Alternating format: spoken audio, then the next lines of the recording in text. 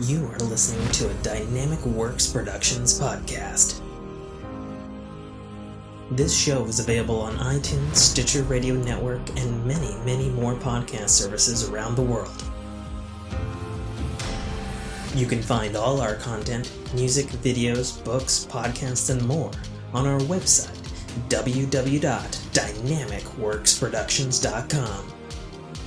Have questions, comments, or concerns for us? Head on over to the social tab on www.dynamicworksproductions.com if you'd like to talk to us. Now, on with the show.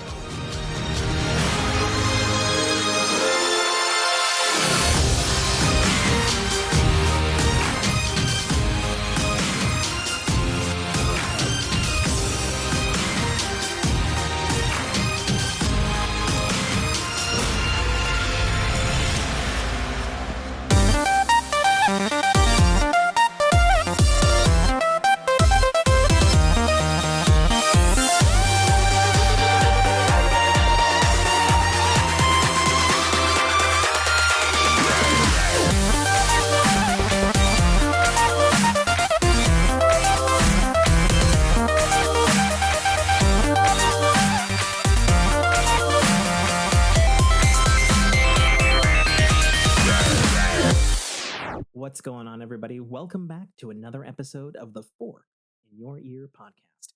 I'm your host, as always, sounding a bit crisper than usual. The one, the only, Trotter. Joining me in the green room, pausing right before he can take a sip of his beer every time, just so that it's a little bit annoying, is the one, the only 100 eyes of podcasting. Oh my gosh. Yeah. At least I'm consistent. Indeed. So hopefully, Fork fam, you guys will notice a different voice profile for yours truly, as this is the first time, I think, ever in the Fork in Your Ear, nay, my entire podcasting history, except for the very beginning, and that was on the MacBook Pro, like, whatever that was. We didn't even have headphone monitors. But this is the first time ever that this podcast is not being recorded on the old standby Blue Yeti with the My Little Pony etched into the fucking metal base of the retrofitted, rejiggerfied, rolled down stairs, dented, still kept on kicking. Probably 8 USB cables replaced on that thing. And instead we are rolling with the brand new Amazon Prime Day special Blue Yeti X. I want to call it the Pro X, is Logic Pro X, but it is just called the Yeti X, which is their current premier USB microphone, introduced, I think, 2 years ago. It's pretty fresh. We'll go into all the technical jargon on it in Tech Talk.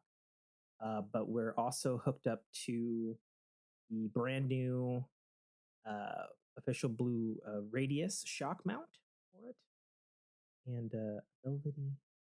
velvety pop filter. Yeah, Still you went all out on this thing. You know, I had been wanting to ever since that whole. I mean, ever since I became a co-host, and you realized you weren't quite as buttery smooth as I was, and it was just really driving you crazy. I mean, I know you're also saying that with a little bit of lilt in your voice for show, but also, yes. Do you know how annoying it is to be like, oh yeah, there's Nate's always fucking perfect audio, and here's my shit show. The content might not be great, but the delivery and is always awesome and on point. Yeah. You might be old and broken, but we're shooting you with red raw 4K. I don't know the video formats. Sure, if my video. Yeah, no, I made the appropriate investments into my podcast career when I was doing 4 at one point. I was like, nah, I'm not. Indeed. Yeah. and hearing, because considering that of those four, only one of them I had to edit. Hearing complaints from other people about, like, my God, I got to put extra work into your subpar equipment. In fact, that's how I ended up getting my first blue snowball mic. Was oh yes, you talked about that podcast I was working on. Originally, he goes, "I'm sending you this mic because just that $70 investment alone is going to save me hours in post production." So yeah, I kind of took that to heart and made appropriate investments, and now I don't ever have to worry about my audio. Video, on the other hand, I can't fix my face. It's getting gray. So it goes. All right. Spinning the ring from its new location that it now rests, because it was previously so it was always I used the USB on the old mic, the plug-in to hold the actual thing. And now it's not held there. Oh, but still a ring.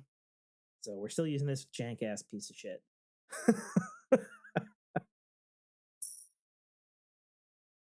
Wow. Are we writing between lines again? We are so perfectly between earth and water. Like, I can't. It couldn't have been more of a perfect fit. Okay, let's do water. Yes. All right. So, do we want to get into what we've been watching, or do we want to get into Hollywood's on fire? Well, I mean, let's get into what we're watching, because do that. We got to get through that. Apparently, I have been told by many of my cohorts in the gaming space that I have been missing the boat on Letterkenny. You know, I've heard that too, but I don't think I've ever even seen a fucking clip. I don't even know what the show is. What is it? There are 5,000 people in Letterkenny, and these are their stories and problems. Okay. Yeah, that is basically the premise of it. You have the is Hicks. It a bunch of letters named Kenny? Like Letterkenny is apparently a small town in Canada. So you have the Hicks, the meth heads, the hockey players, and there was one other one. I can't recall right off the top of my head, but yeah, I've started delving into that realm, and I'm amused. It's very kind of South Park humor. Okay. With they play into a lot of Canadian tropes.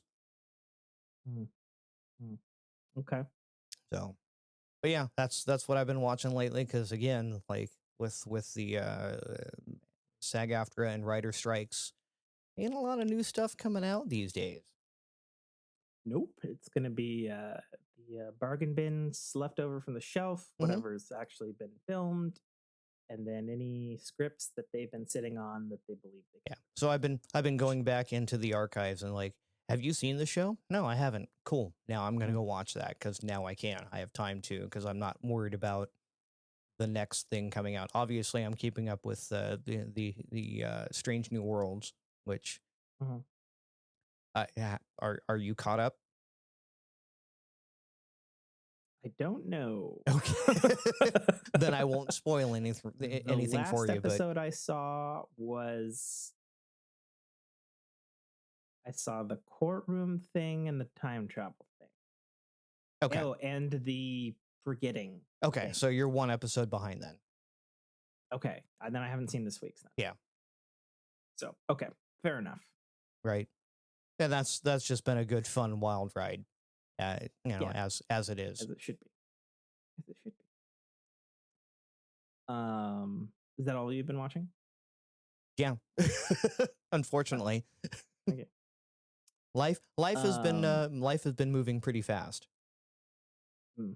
Well, my wife has bemoaning the last 2 weeks that there has not been any Gordon Ramsay content because of 4th of July and then the following week for whatever reason. Sure. So when it came back this week,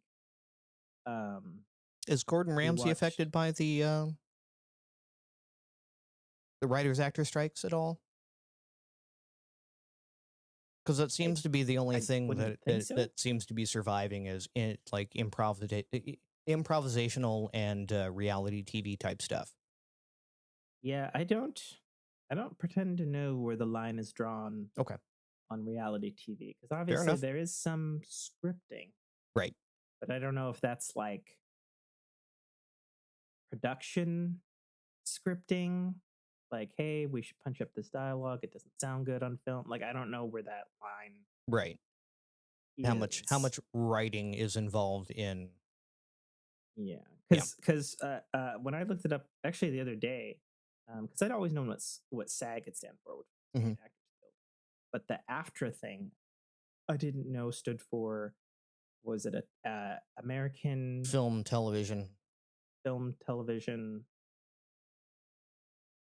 broadcast? Because I know like sports announcers and stuff Hmm.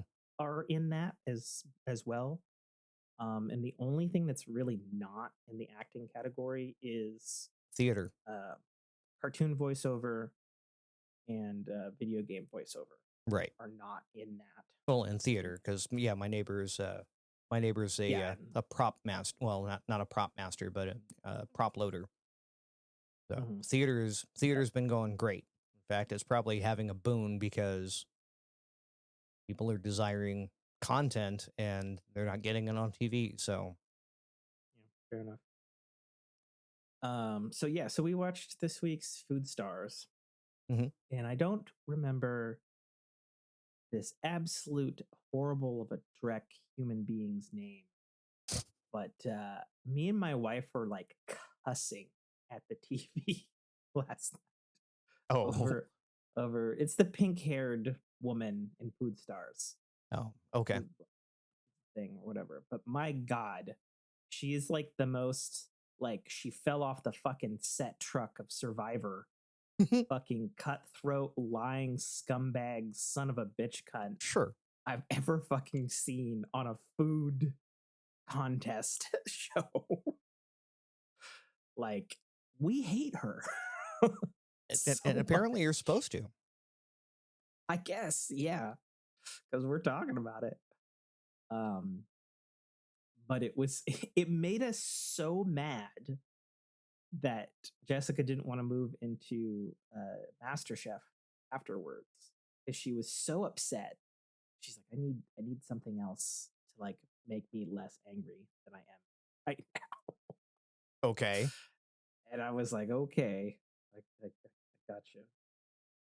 Um, so me and the wife have been watching, and there's a little bit of a.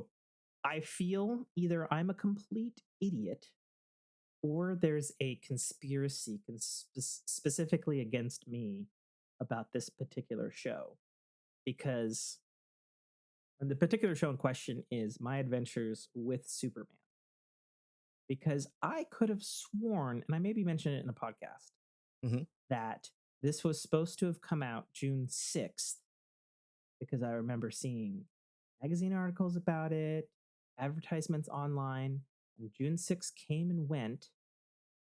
Then I'm like, okay, it's supposed to be on HBO Max next day. That's what they say. And just nothing. I even went so far as to go into a Reddit, and there were some people there who were confused as well. Okay. And then lo and behold, it's appeared here July 6th. So I was thoroughly confused because I remember reading reviews about it Hmm. the first week of June, and they were like coming out next week. So either I am I went through the forgetting, like on a more recent episode of Star Trek, or it legitimately was supposed to come out in June 6th and didn't happen for some reason, and they just fucking blanked it from the internet and nobody talked about it until it actually Okay. came out. I don't fucking know. But for those not in the know, My Adventures with Superman is a Oh, it's animated. uh, Okay. 30-minute animated cartoon that is specifically in the anime shoujin style, Hmm. and is in fact animated by one of the famous anime studios, Studio Mirror, um, who has long been connected with the popular Attack on Titan TV series. and it is a fun, lighthearted, rom-com ish Superman take where he's Superman in Metropolis and he's an intern with Lois Lane and Jimmy Olsen, but he doesn't know, like he's so new to being Superman, all he has is the outfit. Like Right. he doesn't know he has laser vision, he doesn't know he's super strong, he doesn't know he's bulletproof, he doesn't know any of these things. And he is this actor here. No, don't launch Firefox. Why would I ever want to do that? Oh, Jack Quaid? Yeah, he's played by Jack Quaid, who people may know from The Boys as Huey, or he's also Ensign Boimler in Star Trek Lower Decks. And he plays a wonderfully, like, pitch perfect, like, timid, lovable farm boy Clark Kent when he's being Clark Kent, and he does a pretty good job as well. And it's just like I would hesitate to call it a great show, but I think it's a very well produced and it's a fun, kind of heartwarming sort of Superman take. Okay. Its closest contemporary, honestly, actually would be the well lauded 90s Adventures of Superman cartoon, which was airing back to back with Batman the Animated Series back in the 90s. But it only had 3 seasons, I think. It didn't go very long because it didn't get the viewership that Batman got. But it was a very well produced, very good take on Superman. Yeah, it's got a pretty good cast too, like of voiceover world. Yeah. It's got a very good cast. And for those, it's not the same composer, and I actually don't have the composer's name to hand, but the music is super Batman Beyondy in a good way. Also straight out of the 90s. So it tickles a little something, like maybe I'm watching like a new 90s cartoon kind of thing. Well, I mean, apparently Jack Quaid did some Alberto Falcone in the Batman series, so there may be some common ties there. The Batman specifically? Batman: The Long Halloween Part 1 and The Long Halloween. Oh, so it was a graphic novel movie adaptation. Probably they did. Okay. So there may be some common ties there. Good to know. So that's fun. I think the first episode, it's available on, I guess it airs Wednesdays or Tuesdays on Adult Swim, which is Cartoon Network, and then it's available next day on Max. And the first episode is available for free on YouTube. Okay. Check it out. Although I'll say the first episode is definitely has some pilot, we're still working shit out vibes. But so far we're 3 episodes in. We're in a nice small gradual upswing. Okay. So that might be something worth checking out. Yeah. And obviously the highlight is the animation is done by a very famous studio, so the animation is very, very good. It's very, very good. So I recommend that. Ooh, like, see.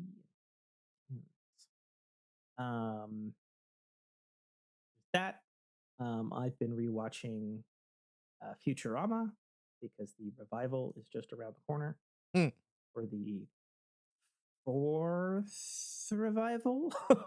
Okay. So I've been rewatching the old episodes, and I think I mentioned that on a previous podcast. But I'm deep into season 3, and they've like hit their stride now, and it's like, show's so fucking good. Yeah, because something that it took a couple seasons for Futurama to get to was when it realized it didn't just have to be like a funny half-hour comedy show, and right? When it didn't have to be The Simpsons. Yes, exactly. when they finally realized that they didn't have to be that exact model. And I watched an episode this morning while making breakfast, and I was like, oh man, I know exactly what's happening because I've seen this episode 100 times. So I was like, God damn it, still gets me right in the feels all these fucking years later. Yeah, drama. Something special, just why it's coming back for the fourth time.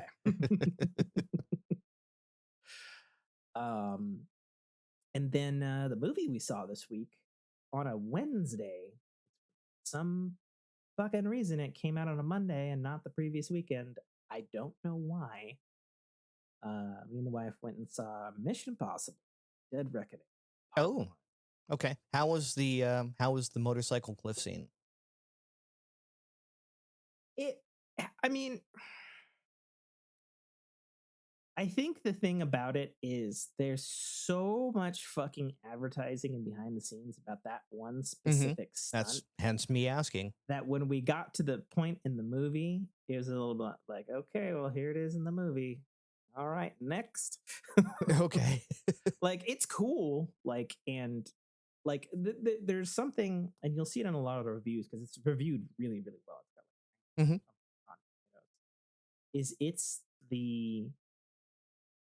it's a very fun Mission Impossible film. Sure. Which is interesting because I don't think all of them are fun. I think some of them try to be too serious and too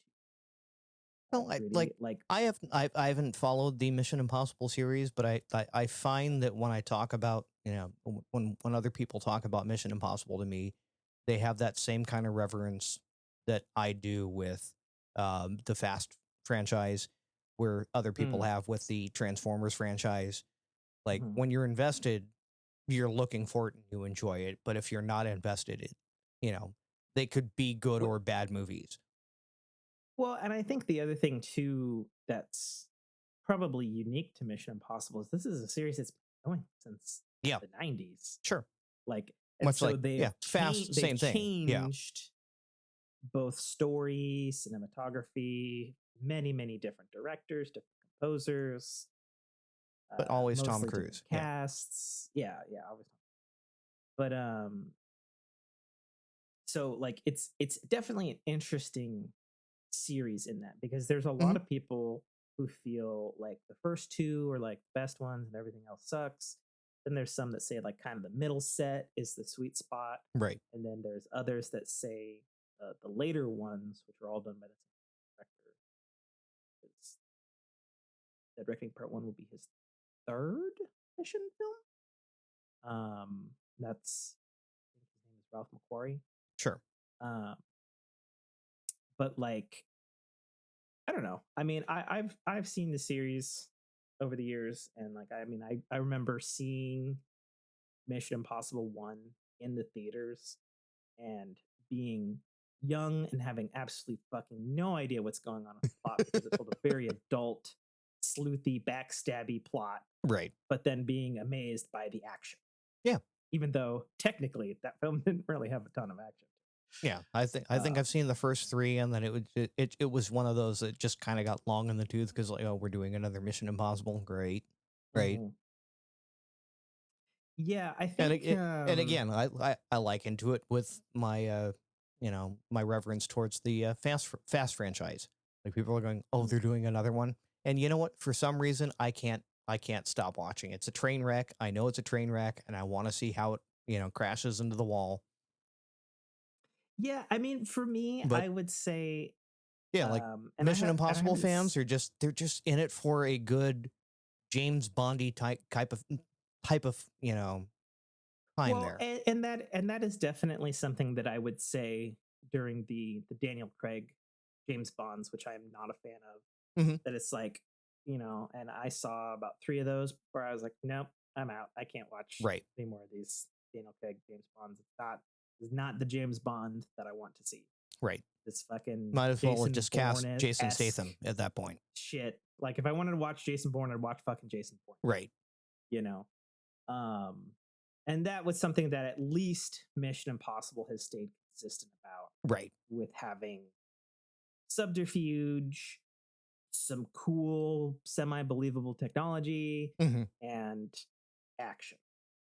at least that's something you could always count on, even if the stories weren't always great. I Yeah. think It's and I always haven't seen the whole franchise in a I mean, long time. that But was I a think, great comparison. It's always felt like a Bourne meets Bond type of franchise. I mean, I would never say that because the movies came before Bond. I know there were books of Yes. Bourne, but so I wouldn't necessarily compare those. And I liked the first 3 Bourne movies. Yeah. There was the Matt Damon Bournes, yes. there was 5, Mm-hmm. I believe. There's 5 Bournes. There was 3, and there's Jeremy Renner one, which is terrible. Right.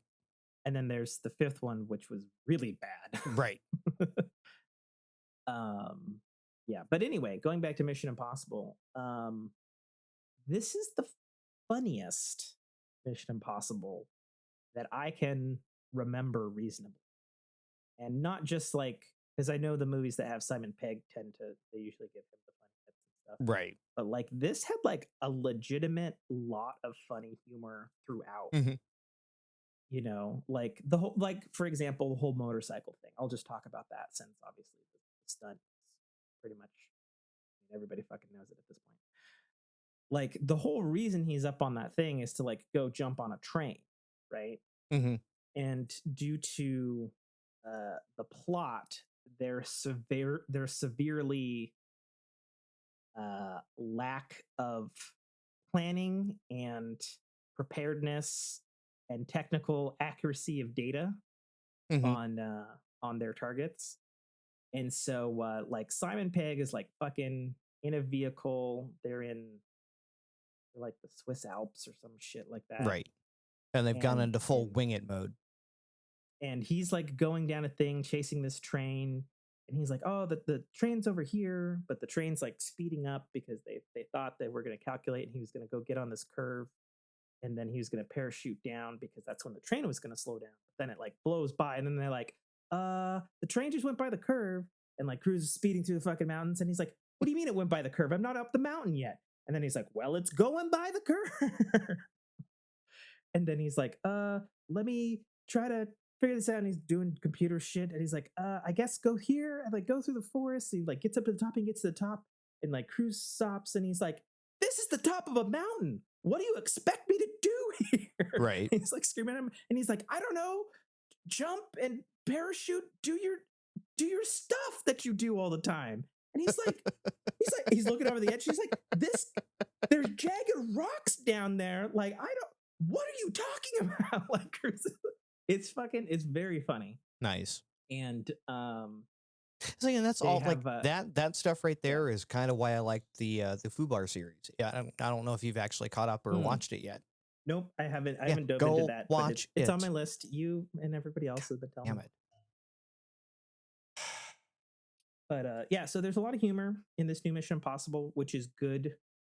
I don't want to oversell that it's the quote unquote funniest Mission Impossible film because I had told my wife that and she's like, I thought it was funny, but I didn't think it was like super crazy hilarious. You know, it wasn't like comparatively Marvel movie. Yeah. Yes, comparatively to other Mission Impossibles that can be quite serious sometimes. There's a lot of good, subtle, honestly, almost Indiana Jonesian type. Nice. Okay. Type humor stuff. And I will say this without spoiling it. It's like the best kind of humor. I think it has the best car chase scene I've seen in recent memory in cinema. Not just because it was fucking action-packed and amazing and you're holding your fucking seat by its pants, because that makes sense. But it was also super funny. So like basically the gist is there's a car chase in Italy with a freaking military tank, NSA agents, Italy cops, and Cruz is handcuffed to newcomer Haley Atwell's character. Mm-hmm. And they're in an itty bitty Fiat. And it's fucking great. Like, It was so good. It was so much like adrenaline pumping, humor, and then a lot of like, oh shit, Right. like shocking because of how it was filmed or close cuts, or because this is not the kind of movie that uses CGI, so there's a fucking, it's like, oh my god, there's a lot of, it's like, holy shit, I wonder how many takes they had to get so that it was an inch from that wall. you know And so yeah, it if was really, history has proved anything, not very many takes. yeah, yeah, no, it was fucking great. It was a very, very, very good scene. Very, I would say it's probably the most memorable part for me Nice. of the movie. Um, like there was definitely some other stunts that were very cool, um, but I don't want to spoil the movie Right. for people. But obviously, the car By the chase. time I get around to watching it, or downloading it illegally, it won't be spoilers at that point. But Yeah, fair enough. I will say, despite the fact that it is called Dead Reckoning Part One, does not end on a cliffhanger okay, at all. that's kind of Like, weird when you yeah, ended on I a part was one. expecting. I was expecting, like, I don't know, And some this is where cliched we ass end, shit, right? like Tom Cruise's character Ethan Hunt gets shot in the back and cut to black, and end of part one or some shit, and the crowd going ah Sure. or whatever. Nope, none of that Huh. does not happen in this film at all. That's a little Which refreshing. yeah, it was simultaneously like, huh, as the credits are Especially rolling. when you call it part one. Yeah, like there's still balls in the air because they're Sure. obviously continuing this with a part two as soon as all the shit in Hollywood's over. But Happy yeah, July 15th. I've got fireworks going off. I really expected a cliffhanger. Sure. It did. Why wouldn't you with a Nope. movie that is called part one? Yeah, I mean, it's like, fuck, Harry Potter did one. Like, Right. what are we doing here? But no, we had a really good time with this Mission Impossible. I'd say my personal favorite thing as a Mission Impossible fan, although they didn't address how, was the main antagonist, or one of the main antagonists from the very first Mission Impossible is back and somehow alive. Okay. Pretty sure he died in that film, unless I'm wrong. I don't know. It's been a Right. while. No body, no death. I mean, it's fucking also Mission Impossible, so they Right. probably had a mask on a different body, Or it was a clone, or it was yeah. No, they haven't gotten that crazy. Give it time. Though you may be interested to know that the true antagonist, and it's revealed in like the first fucking 30 seconds of the film, is basically ChatGPT. I'm not even joking. It's gonna happen, right? Not even joking that is basically. I mean, we've already had a couple of movies that kind of went there, didn't we? I mean, this goes there at a pretty. It's like, okay, I can buy that these things are happening. Right. Well, All what right. was it? Eagle Eye, the Shia LaBeouf. Oh, Jesus Christ! I mean, that's an old movie at this point.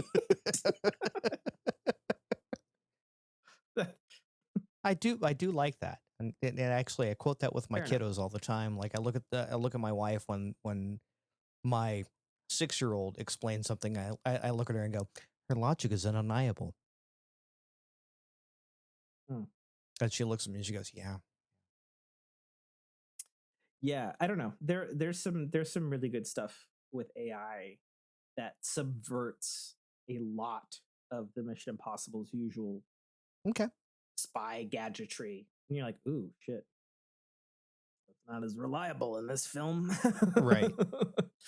So yeah, it's good. I had a really good time. I'm looking forward to the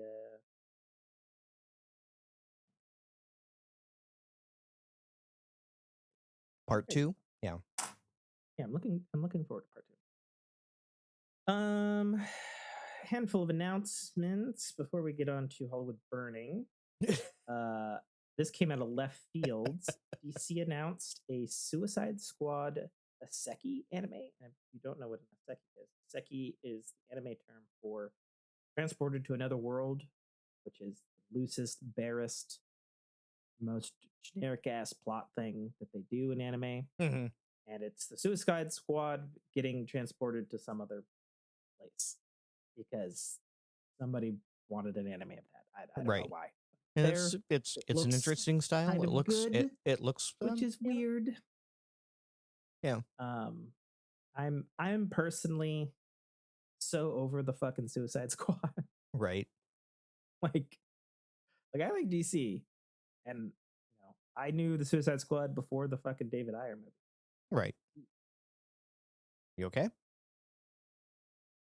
My wife has apparently come home early from her overtime shift.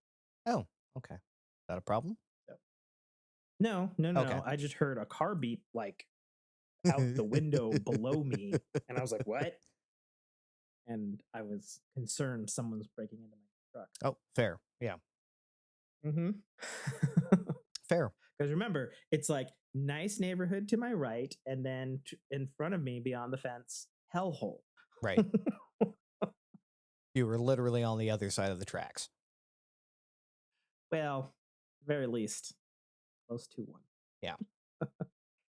Yeah, like I've never pictured, Harley Quinn being a protagonist other than they just kind of sexualized the character and threw her out there and people are like, yay. I mean, here's the thing that bugs me about Harley Quinn having such profound popularity because of that sexualization, because of David Ayer and Margot Robbie's portrayal. While admittedly, she does a very good job of the first live action Harley Quinn. Sure. Harley Quinn was introduced in my generation, specifically in Batman the Animated Series. She did not exist before that. And she was not this character. No. So she was the ditzy, secretary. I mean, yes and no. I mean, there were times where she lost her shit at Joker. But like her backstory is actually extremely fascinating. Like she was like a normal psychologist who attempted to fix Joker when he was in Arkham Asylum. And then obviously that backfired. Right. But it's like that's an interesting core conceit of the character. But anyway, I'm belaboring. I really just wanted a footnote of that. Lots of get to. Deadpool 3, which as of this recording, unfortunately has shut down production because of the actor strike. Yep. But we have a butt ton of pictures, and there's even some set footage of Deadpool battling Hugh Jackman's Wolverine. Ketchup and mustard? Yeah. Ketchup and mustard. But Hugh Jackman is sporting, finally, 20 plus years later, finally, finally, finally, the iconic yellow and blue Wolverine outfit. Even with the claw pods. Like, yes, they took pods. care. Yes, indeed. Eagle-eyed fans will note the classic outfit is sleeveless, and this does have sleeves. Apparently, this was a specific request from Hugh Jackman, who I guess has had skin cancer a couple times. And he's susceptible to get skin cancer on his arms, so he specifically requested that his costume cover his fucking arms. And I'm like, that's a totally okay request. Didn't know that. Right. I'm now okay with this. And good logical reason. Hugh Jackman is how old now? Old fucking enough. Old fucking enough.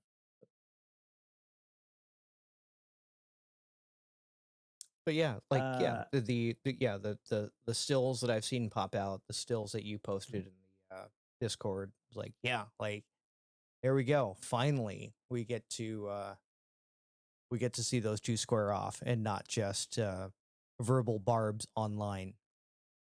Well, and it might not be just Deadpool and Wolverine. Sure. Because substantial rumors and also official casting have pointed that the plot is going to have to do something with Deadpool destroying specifically the old Fox Marvel universe because because because Ryan Jennifer Reynolds. Garner Yeah, because is Ryan Reynolds. back Yeah. as Elektra from that terrible, Oh, terrible, beautiful. terrible Elektra movie. Awful movie. I love Ryan Reynolds movie. for this. Like, you know, he's just like, fuck the studios. Fuck everything you know. So the footage that's actually posted in the Discord, or at least the pictures were, there's footage of classic costume Wolverine fighting Deadpool. But guess what they're fighting in front of? The destroyed rubble of the actual 20th Century Fox logo is literally what the set is that they're fighting on. And I'm just like, holy shit. Nice. That is perfect. Nice. Excellent.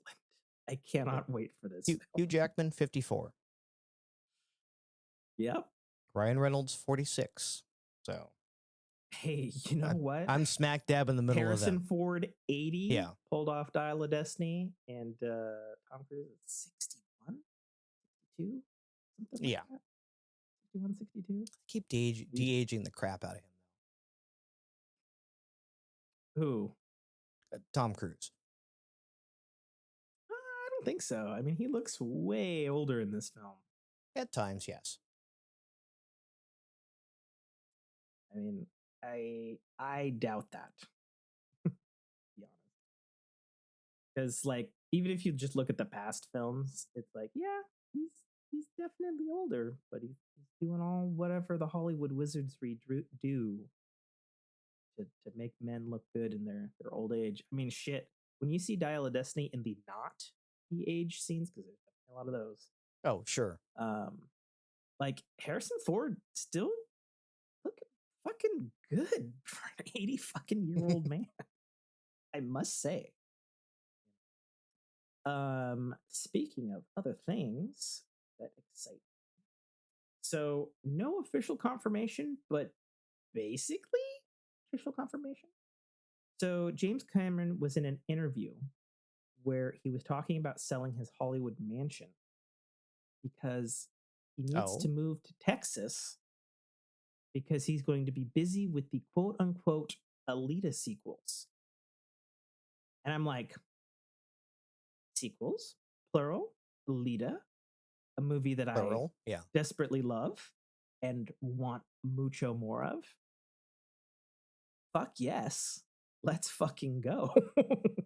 I mean, I want to be there for the open house for his mansion. Oh, yeah, I bet. Oh, man. So you posted a thing. Why don't you talk about your thing? I posted a thing? Yes, you did.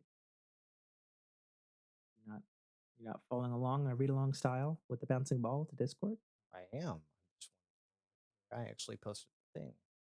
Come on, 100 Eyes. Use one of them eyes. Oh, there we go. Several actors say Netflix CEO Ted Sarandos boasted a party about how more people watched Orange is the New Black than Game of Thrones, and the cast was not paid anywhere commensurate to. Fucked up. Yep. It's fucked up. Yeah, it's again that gets into later topic here of why the Screen Actors Guild and SAG-AFTRA, the Writers Guild, everyone is going on strike because compensation has just been absolute shit when the metrics have borne out that people are watching this. Yep. Speaking of that, let's get into it. Yep. So, Writers Guild been on strike. Deadline reported earlier this week that Hollywood studios were prepared to continue letting the writers go on strike and not giving to their demands or even going back to the meeting table, and they were prepared for writers to lose their homes. Right. They even said that, yeah, like go homeless, yeah, and evil, I guess. Yeah, when Even the producers are going, we'll hold out until you guys can't pay your rent anymore. Yeah, it was fucking crazy. Right. Bob Iger, old CEO, now returned CEO of the Walt Disney Company, had a very in PR statement about how it comes at an unopportune time and it's unfortunate. Oh, I'm sorry, Bob. And he's like, yeah, right. Is this inconvenient for you to make another $1 billion this year? The 80th millionaire. Right. I heard something about he was commissioning a second yacht or something I've seen like that. Right. And then he also stated Marvel's had a lot of misses lately. He said that there's been too many TV shows in production, that Marvel hadn't done anything substantial in the TV realm ever, which is a huge fuck you to the Daredevil TV series, the Agents of S.H.I.E.L.D., which was on ABC for 8 fucking years. Right. And any of the other TV shows that, while not all of them critical darlings, at least there was a handful. Let's hop back into the Wayback Machine and say the X-Men animated series. Sure, but they didn't own them at that period of time. What doesn't matter. Doesn't mean that that's not a precedent. Fair. Right. Fair. Yeah, very, very short-sighted of him to state that. Yeah. And then pretty much right as that happened, the actors, SAG-AFTRA, Screen Actors Guild of America, and American Film and Television Association, have now gone in strike in solidarity with the writers. Yep. Putting a stop to all productions with the exception of apparently what's that? Game of Thrones, House of the Dragon. Okay. Yeah. Show. Because apparently they're filming in Ireland and their Ireland laws over there say that they're okay. Or some shit like that. Sure. Okay. The show can go on, right? Whatever. What was the thing that not the Cameron that we all know and love. The other Cameron. Which Cameron? Director. I don't know if I love him. I think he's a really good writer director. I think he's a bit of a tool as a person. But what other Cameron are you talking about? It came across my feed. Hold on, I'm looking for it. Kirk? No, not James Cameron. Not Okay. You can do it. I believe in you. Okay, keep going. I'll find it. I'll find it while we're talking. They're striking. Deadpool 3 is on hiatus. All movies currently put on hiatus. Anson Mount, who plays Captain Pike on Star Trek Transcending Worlds, put up a lovely thread of all the things that he is legally not allowed to do if the union's on strike, which includes like everything from promotions. It was a Nolan, not James Nolan. Nolan? Oh. What did he do? What did we do? What about it? Keep going. I'm digging. Okay, well, hurry the fuck up. Yeah, so screen actors that are part of the guild, they can't host TV shows, they can't do radio, they pretty much can't do anything except discuss what they can't do. Right. And so obviously this has put humongous pressure back on the movie studios to hurry the fuck up and get the writing thing fixed. And then while you're at it, let's get these residuals fucking fixed for the actors for streaming as well. Get the residuals fixed for the writers. Let's get the residuals fixed for the actors. Writers are striking so that if they have written stuff for the studios, that their works will not be pumped into an AI machine to then make clones of them. And then Screen Actors' last straw came on Friday with Hollywood execs stating that they were hiring extras to then have full body scans Oh yeah. So then they could be digitally replaced Yeah, you extras, basically which get paid for sounds, one day, and then you can be yeah, used in perpetuity. perpetuity, which is Oh, it's absolute, absolute bullshit. utter insanity. So it was Christopher Nolan says he will absolutely not start developing another film until the Hollywood strikes are resolved. It is a very key moment in the relationship between working people in Hollywood. This is not about me. This is about the star. This is not about the stars of my film. This is about jobbing actors. This is about the staff writers on television shows trying to raise a Yep. family, trying to keep food on the table. So Mm-hmm. yeah, Christopher Nolan's he's a name. Yeah, it's crazy. And I'm hearing rumblings that even though they don't have unions Mm-hmm. for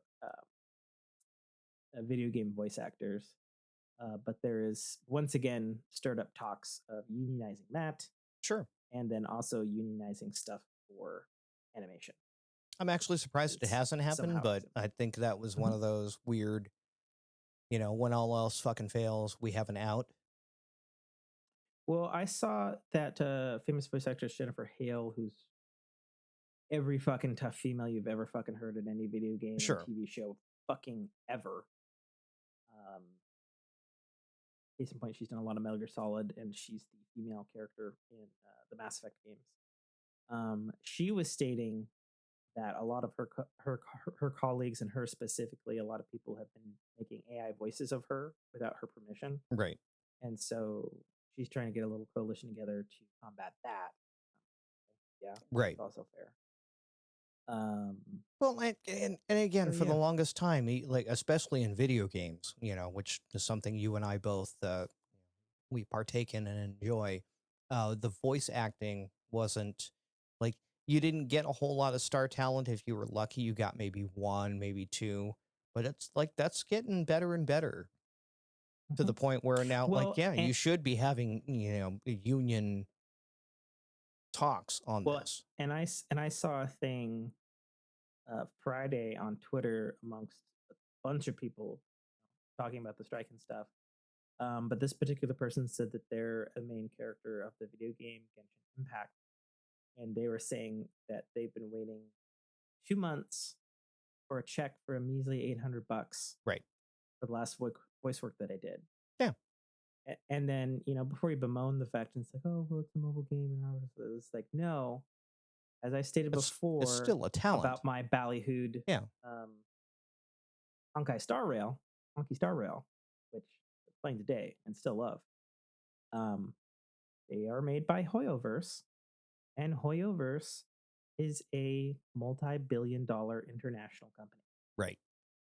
with a B, multi B, and it's like, bruh, Right. You can't what the write an fuck? $800 check. What the fuck? You Right. know, like it's fucking absurd. And speaking like, I'm as I've stated before, I'm not particularly pro union, um, due to having dealt with too many bad ones within my construction field. Sure. But I am in full support of the actors and the writers, because what they're asking for is so not unreasonable, and Right. it doesn't make any sense to me why the people who have multi millions and multi billions CEOs Yeah. of these media And again, it's empires. one of those things that I get where you're coming from, being not necessarily pro union. I wasn't myself. I'm in a union now because of my Mhm. particular career. But when you have to get to that point where you have to group together in solidarity in order to even affect some sort of reasonable negotiations, like Fucking crazy. yeah. It's fucking crazy. I heard an interesting story from my wife who was talking about. We were talking about this the other day, and she told me a story that I either wasn't paying attention or she hadn't told me earlier this year. Um, where she was working with some new people, a husband and wife, and she was talking to them at the break room, on Amazon, Hmm. and they're like, "Oh, why are you working at Amazon?" They're like, "Oh, we're actually working here so that we can pay our employees. What? And she's like, yeah, we run a company and we have 20 some odd people and we're actually millionaires, but our company hit some hard times. And so we aren't paying ourselves. Our salary is going to our employees so that they can be paid. And then we're working nights and weekends so that we can keep them employed. And I was like, what? Huh. I was like, A, those people are good people. Right. And then B, like, yeah, because most multimillionaires Jessica would be brought like, this up, and it's like, yeah, most multimillionaires would be like, well, sucks to be you. I'm sitting on my bank. Well, and I don't understand that because it's not like, don't get me wrong. I'm not saying, rob the rich to pay the poor.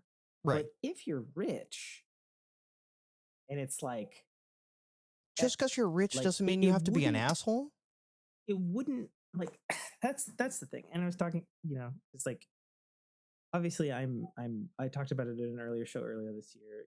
The company is doing well. Mm-hmm. They had a setback by buying the van. Offers are low, and I actually took a pay cut this month.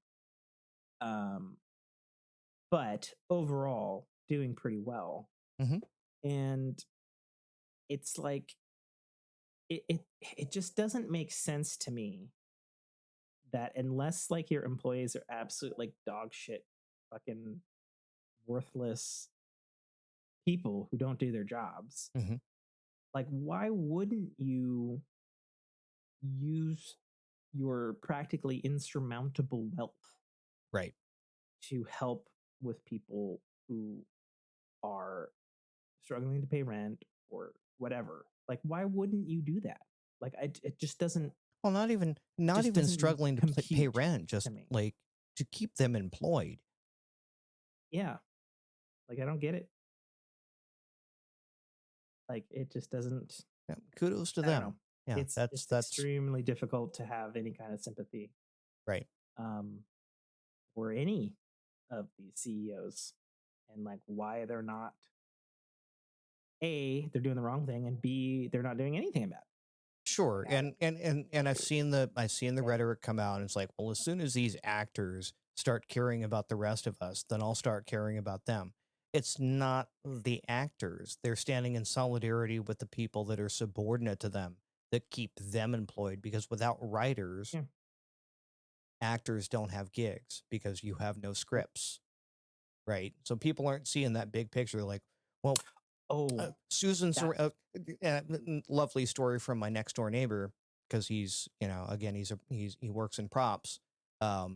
He apparently was out at the picket lines, and Susan Sarandon is out there in the picket line, and she's got a handmade sign on a 2-inch closet pole, like, and apparently she could be arrested for that. Why? Because there are rules on your picket signs. They can only be like 3/16 by a certain width sign, and I looked and I said, why? Because they could weaponize the pole. And he goes, exactly that. I went, oh, that's funny. But, Susan Sarandon, she's out there supporting the writers' strike, doesn't know any better. And she's, inadvertently committing a felony. Hasn't she done like a lot of protests though? Yeah. Like, isn't she like Miss Protest America? You would think. So I feel like you would know better. Yeah. But whatever. But yeah, it's again, it's not about the actors per se. They're in solidarity with the other unions that then support them. Yeah. Which is great. Right. Good for them. And good for them probably finally giving the bargaining chip back to the writers. Right. Because that deadline report said that they weren't even going to go back to the negotiating table until fall. Exactly. Like, dude. No, the thing that I keep snapping my finger about was with everybody going on strike and protesting the studios, there's more talk about the CGI houses unionizing. Oh, yeah. And honestly, I think that should be done because the amount of shit stories that we've heard and we've talked about on this show about the mistreatment of the CGI houses, which, And they're why so and why in wouldn't you get demand on board right with now. us again? Because again, they're going to then lean on your talents to then face swap and do all sorts of other stuff, and then just make productions and make fictitious characters, Yeah, right? crazy. Well, and think about it this way: if the CGI houses don't unionize so that their people can get some fucking rest, as the way productions handle their houses is fucking stupid right Mm-hmm. now. Like, and Hollywood did go through or is going through with their fucking scanning of people. Like, the CGI artist is the person who's gonna have to fucking put that fucking background actor Right. in your fucking thing. So Right. it's like, what the fuck? Like, I don't. Jesus. Lunacy. Anyway, hopes it ends soon. Um, fucking yeah. All right, let's spin the ring. Life stories. Life stories. Life. We have life. How you doing, Nate? How's your life going? I need How's to your pee. hair? Oh, you want to take a bio break? Yeah, let's take a bio break. Okay. Life stories. There's a lot in the outtakes for that particular one, folks. Let's hope they don't all make it. Stay tuned. You know they do. Yeah, when I get to the end of the episode and I still see there's another 5 minutes left in the episode, I'm like, oh, son of a... He got everything. Indeed. So yeah, life stories. I think we had talked about the fact that I was going to graveyard shift soon. Nights. Yeah. Okay. It's officially been canonized that I am going to be going on grave shift on August 7th. Okay, so soon. Yes, very soon. Through the end of the year. Yay! At minimum. Yeah. So if we get to 2024 and I'm still a married man, send gifts to my wife because she has put up with a lot of bullshit in the process. Okay, you'll have to let me know what to send. Yeah. But yeah, that's like that. That is the big overarching thing. The most recent thing is my youngest just turned 5 years old. Jeez. Yeah, 4 days ago. Where does the time go? Generic response. Hmm? I said, where does the time go? Generic response here. Oh, it just goes. Like you wake up one day and you are, flowing silver hair and you're a Kirkland brand Josh Brolin.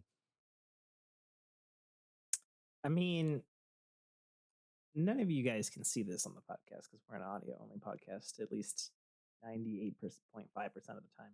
Yeah. But when he was flowing his long hair here, he made the 100 eyes joke. He looked like a totally different person. Mm-hmm. Like he looked like well, more often than not, looked like an old Fabio. Yeah. Wow. That's a deep cut because I've been called plenty of times Fabio in my youth. Oh yeah. Yeah. Because my hair used to be down to my ass. Wow. And it was flowing reddish brown. And now it's more. Were you ever shredded at any point? Oh, I was very shredded. Oh, really? Oh. Yeah. Noted. So yeah, the Fabio reference is not lost on me. Good. But yeah, no, like I was saying earlier, it was I got called Fabio plenty of times. I was also likened to Anthony Kiedis from Red Hot Chili Peppers, which Tim was like, I know the band, I think. Popular bands are like sports for me. Yay, the thing with the bike and put the jack in the amplifier.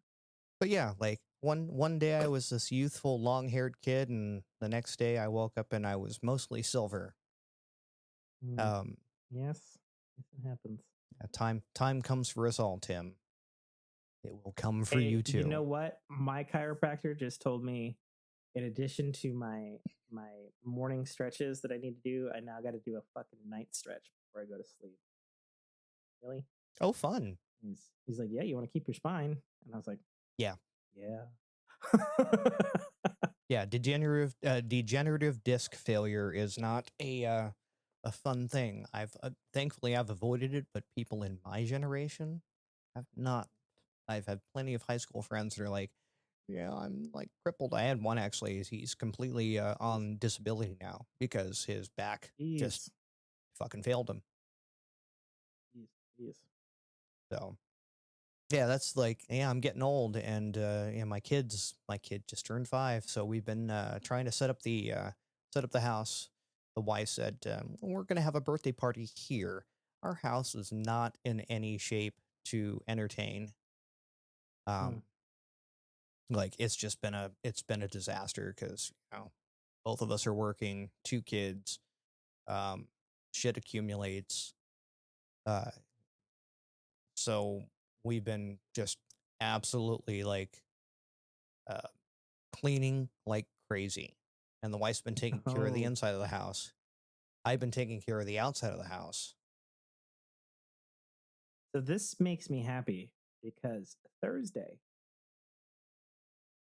I got hit with the incredible desire to clean the whole fucking house top to bottom, because my partner Brock was like, hey, remember I said I was going to pick up my mom from the airport and stay here, and I was going to drive her and my kid back to Idaho in like 2 weeks? I was like, yeah. He's like, yeah, so that's tomorrow. I fucked up. Yeah. And I was like, it's one thing to have a little bit of mess around the house. It's another thing where you're embarrassed to have guests over. Oh yeah, I would have been super embarrassed, right? Because his mom's never spent the night here.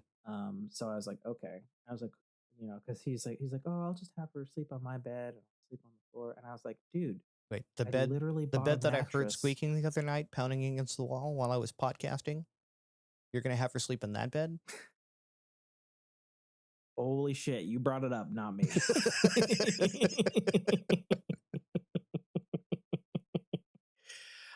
But no, I was like, dude, remember when my mom said she was gonna come over in the beginning of June and that never fucking happened? Bought that fucking blow up mattress. I was like, use that. He was like, oh yeah. And then I was like looking at the fucking dining room table with mounds of shit on it. Right. All the fucking shit. We all get there. We're all human beings. Like, I'm not going to pretend that everything in my life is pristine. Downstairs. I actually have the green screen up because I don't want Tim to see the disaster that is behind me, because we've been cleaning, which means relocating messes into other rooms of the house. Oof, I hate that. That's emergency cleaning. That's like, oh shit, they're coming over in an hour. Correct. Quick, throw everything into the fucking Harry Potter cupboard and the fucking spare room or whatever. Again, there's a reason the green screen is up behind me, because we've gotten to that point.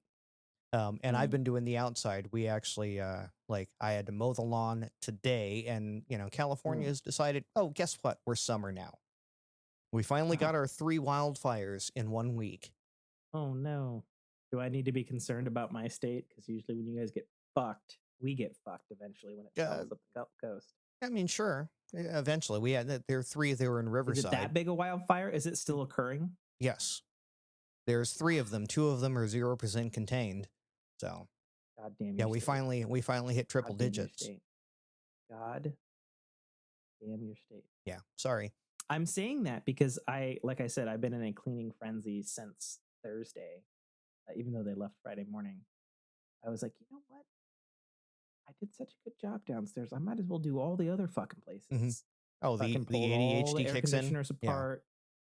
Fucking cleaned all the fucking air filters for them, because obviously the 4th and shit. I'm kind of fucking weird about that. Fucking pulled apart the vacuum today. Was cleaning everything. Trying to have parts downstairs with the shop fan off. I would love easy stuff like that. You know what I was doing? I was pounding 2-inch poles into the ground so I could set up a mister system and outdoor backyard lights. Mister system? Yes, the misters, like when you go to an amusement park and they spray the mist on you. Mist. Yes. See, my brain was like Mr. like MR dot. Yes, Mr. I Mrs. was like, Yeah. what? No, a Like, that's Mr. where my Yeah, brain. I spent Okay. the last 3 days setting up a Mr. system, like, pounding poles into the ground, routing water, setting up lighting that goes on that same Mhm. line that was weatherproof. ASMR or no ASMR? Oh, go ahead, ASMR. Okay, I'm pouring water from my water bottle. Yeah. We got a 8 by 10 foot umbrella for our picnic table, so the kids could sit and do crafts on it. Which means Without dying. I had to drill holes into the picnic table to mount the Oh, umbrella. because you didn't have. Okay. Yep, I've done that. Right. So yeah, Yep. and of course all of these things you think I would do do them all at once. It's like, oh, we've got an umbrella. I have to go get a hole saw. Go to Lowe's. Get a hole saw, come back home. Oh, I got a Mr. System. Oh, I need a Y splitter for the hose. Cool. How are we going to mount these? Well, I was thinking you could mount the pole, so back to Lowe's again I go for a dead blow hammer. So I could pound posts into the ground. Yes. Yeah. Yep, that's the way to do it with the dead blow. But yeah, no, I'm no stranger to. At least you know what a fucking dead blow hammer is. My God. The people at the hardware store not know. My wife didn't know. I was like, I'm getting a dead blow hammer. I need to get a dead blow hammer. And she goes, what the fuck is a dead blow hammer? Hey, Fork fam, this is Tool Time with Tim. Fuck. God damn it. So I'm like, I'm looking at her. I'm like, it's a hammer that is filled with sand. I'm like, she goes, I don't understand. I'm like, your father had one. It was an entirely orange hammer that like shaped like a maraca. And she goes, oh, yeah, he had one of those. I'm like, that's a dead blow hammer. She goes, why? I'm like, to science people with my Tim the Tool Time fucking Taylor. Tim Nye the science guy. A dead blow hammer is exactly like Nate described, where it's a orange ballistic proof high plastic who has a hollow tube on the inside of the hammer portion of the actual with like sand or buckshot, filled with sand. And the reason being is when you lift your hammer up and you strike it down, it's hollow, but then the sand flies down to give that extra bit of oomph on the hammer. If you've ever hammered something and the hammer bounced, yes, which is why it's called a dead blow bingo hammer. So it removes the bounce back of the hammer, and is also used because it's a more tactile way to hammer things. Yep. Rather than being like a barbarian, just or being a crazy person with like a ball peen. Right. Which, if you don't know what a ball peen hammer is, it's the one that doesn't have the fucking claw. Correct. It has a ball and a peen. Your hammer claw has a peen and a claw. So you can imagine what's on the other end of a ball peen. And I was gonna call this episode "New Mike Who Dis" because new Mike, but maybe this is the ball and peen episode. The ball and peen. Yes, learn your balls and peens. I'm doing it. Balls. How do you spell peens? Eeens. It's a double E. Oh, peen. Yeah. Okay.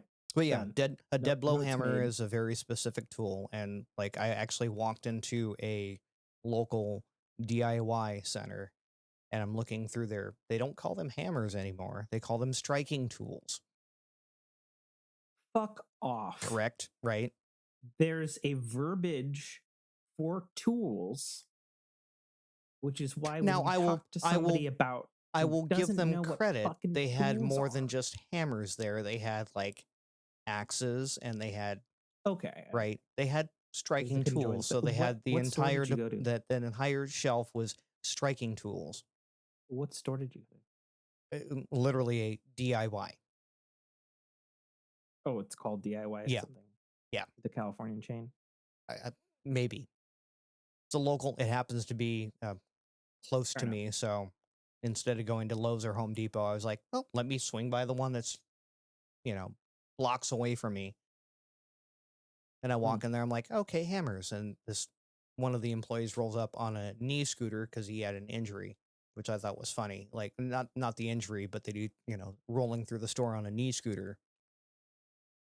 Like, hey, how can I help you? You finding everything okay? I'm like, well, I found your hammers, but I'm looking for a dead blow hammer. And he goes, what's a dead blow hammer? And I'm like,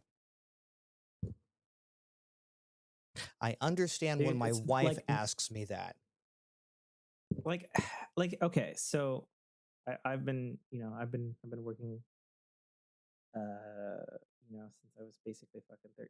And I remember when I was very young, being on a job with my dad. Mm-hmm. Of course, we were doing an automatic door, and I pulled the picture in my mind. And it's like a weird outside area, but there was like a latticed roof that was being completed above me. And there's this dude who had two sawhorses, and there was this big old sheet of sheet metal. Mm-hmm. And he was screwing sheet metal to sheet metal using these big old fucking honking wood screws. No. And Dad was on the ladder, and I was standing handing tools because I was very young. But I knew at that time, because I was old. And I asked this dude, and I remember I'm picturing like he's just like a big old fat guy. Unfortunately, that is the fucking stereotype for construction work. Sorry, it's fucking true. I've said it a million times on this show. Self-tapping tech screws. Thank you. Like, and he was putting these wood screws, and he was having a really hard time because obviously the wood screws, to start them in the fucking metal is difficult because that's what they're not fucking for that. Right. Or wood, they're for soft. Anyway, you get it. But anyway, and I said to him, and I said, why are you using wood screws on metal? And he's like, he looked at his hand, and he had a hand of them, and he's like, these are sheet metal screws. And because my job was to hand my dad tools, like that was my entire job when I was a kid, like hand me this, ask for this, get me this, blah, blah, blah. And I had a little tray of different tools of different screws. And I said, well, and I held up a screw, and I was like, that's this brass. is a sheet metal screw. Yeah. Because the little flanges are wider, and there's a little tip to cut into the metal. Right. Self-tapper. And then I held up the wood screw, which had really huge flanges, and then of course the narrow tip to point into the soft thing. And then of course the drywall screws. No, it didn't have drywall because we didn't deal with those type of screws. But yes, those are also a type of screw, as well as concrete screws. There's a variety of screws. Yeah. Okay. And they matter. And it matters. They matter so much.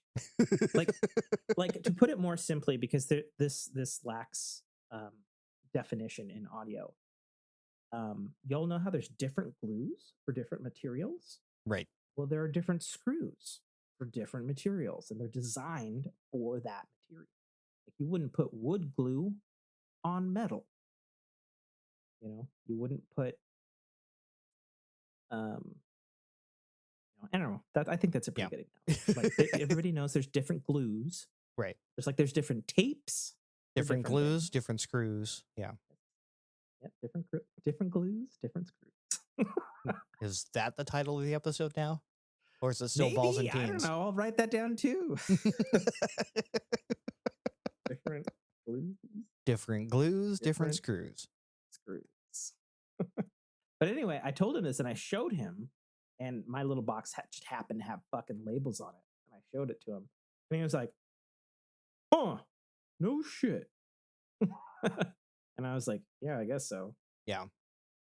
And I remember we were on that job for a while, and like a couple days go by, and like the third day, I see the same dude again, and he's using different screws, and he's like, "Hey, that was good advice, man." It wasn't advice. It was correction. Right. I mean, I was just a kid, so I think I probably approached it in a little more of advice, like, "Hey, And it's like, but I can't tell you how many times I have seen that with other people, like all the time. So, but, dead blow hammer. How the fuck? How the fuck? So did we get I've now pounded 7 steaks into my yard strung misters and but lighting. what about a vampire? Hmm? But did you stake any vampires? No vampires in my backyard. You are closer to the Hellmouth than me. That is true. I'm definitely closer to Sunnydale than you are. I'm very glad you got that reference. Yes.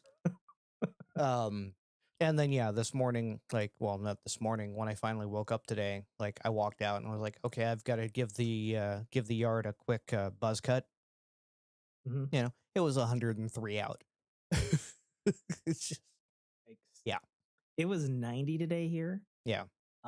Which is like 9. Yeah, that's just gross for us in your area. It's very muggy today too. Yeah. So yeah, was just a last minute rush to get the yard entertainable. Yeah, sure. So I'm exhausted. I bet.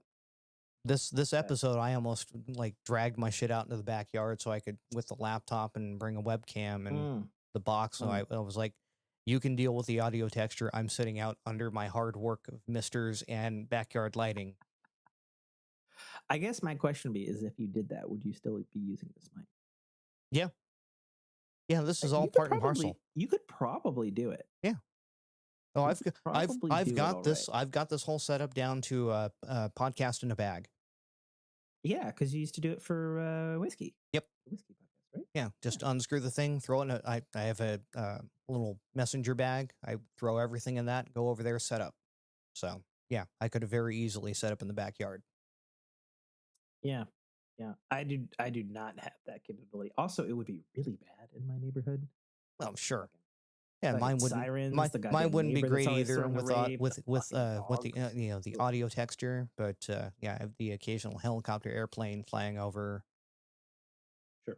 But again, not my problem if I'm not editing.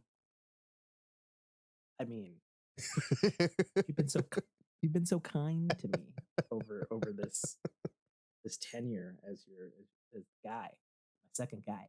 I think I've done one outside episode with you, didn't I? No, but you have, while I'm editing, stayed on the call, switched to your phone. Okay. Drank a shit ton of stuff, got a little belligerent with me while you're having your smoke outside. I mean, and I'm like, okay, that's Nate. Pretty par for the and course. You're like, no, you. Like, you went full stereotype on a handful of occasions. Stereotype? Yeah, the recursive conversation about whatever you're talking about, and then you have the conversation, and then you start the same exact conversation again, having not realized you had that same conversation. You know what I'm talking about. Gotcha. You know. Okay. We've all done it. The drunk stereotype. I'm like, what other stereotype are you talking about? Yeah, I guess gotcha. I didn't classify said stereotype. Certainly, just because I'm a little more melanin enhanced than you are. Melanin?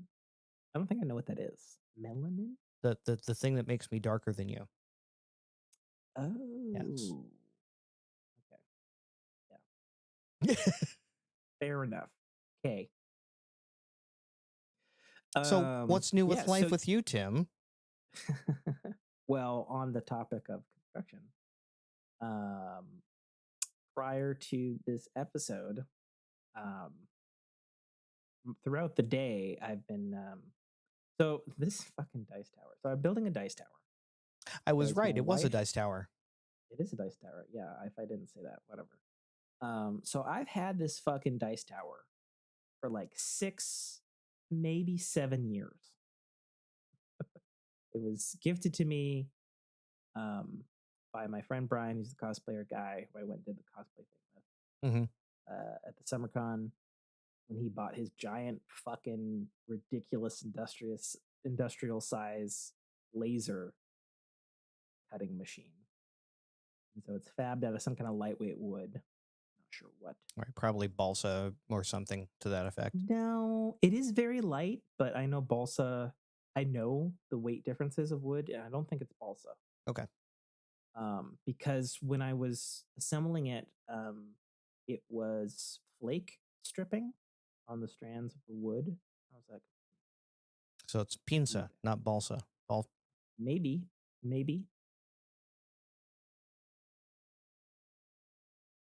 Listen, I've had no alcohol today whatsoever, and I am just walking straight into things that are obvious comedic traps, even from my own mouth in this episode. Jesus. Anyways, it's some kind of wood. Yes. I don't believe it's balsa. Okay. Because it's too brown. Balsa is a much lighter wood. It's like that weird, like crafty plywood that they use. Maybe. Yeah. My kids get little craft things. They're all it's like this little 5-ply. I don't know. Anyways, it was lasered. It was given to me years and years and years ago. I have attempted to assemble this thing, but this was when he first got the laser, and so he was just making shit.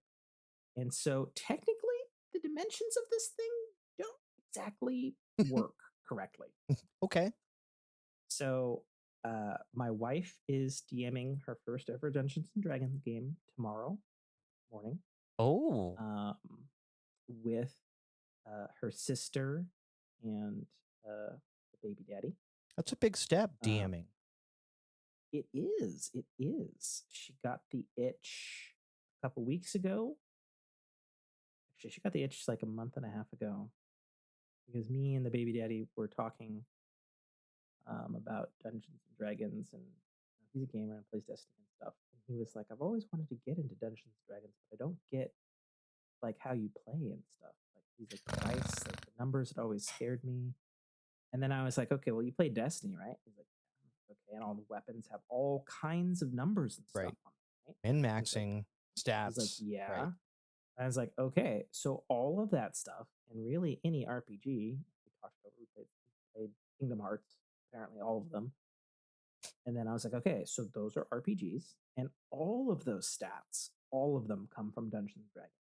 The dice are just approximations for your different stat rolls." Mm-hmm. He's like, "Oh my God." He's like, "I think I want to play D&D now." And everyone wants to play D&D until they roll a nat 1. Dude.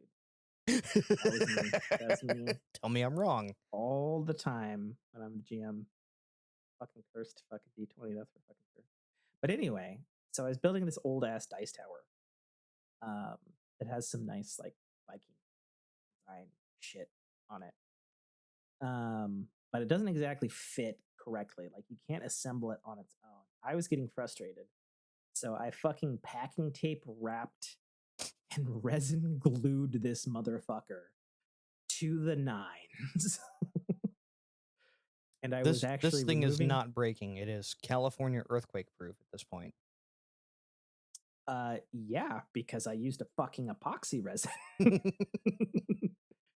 It's only like 4,000 pounds tensile strength PSI or some shit. I think your glue weighs more than the dice tower at this point.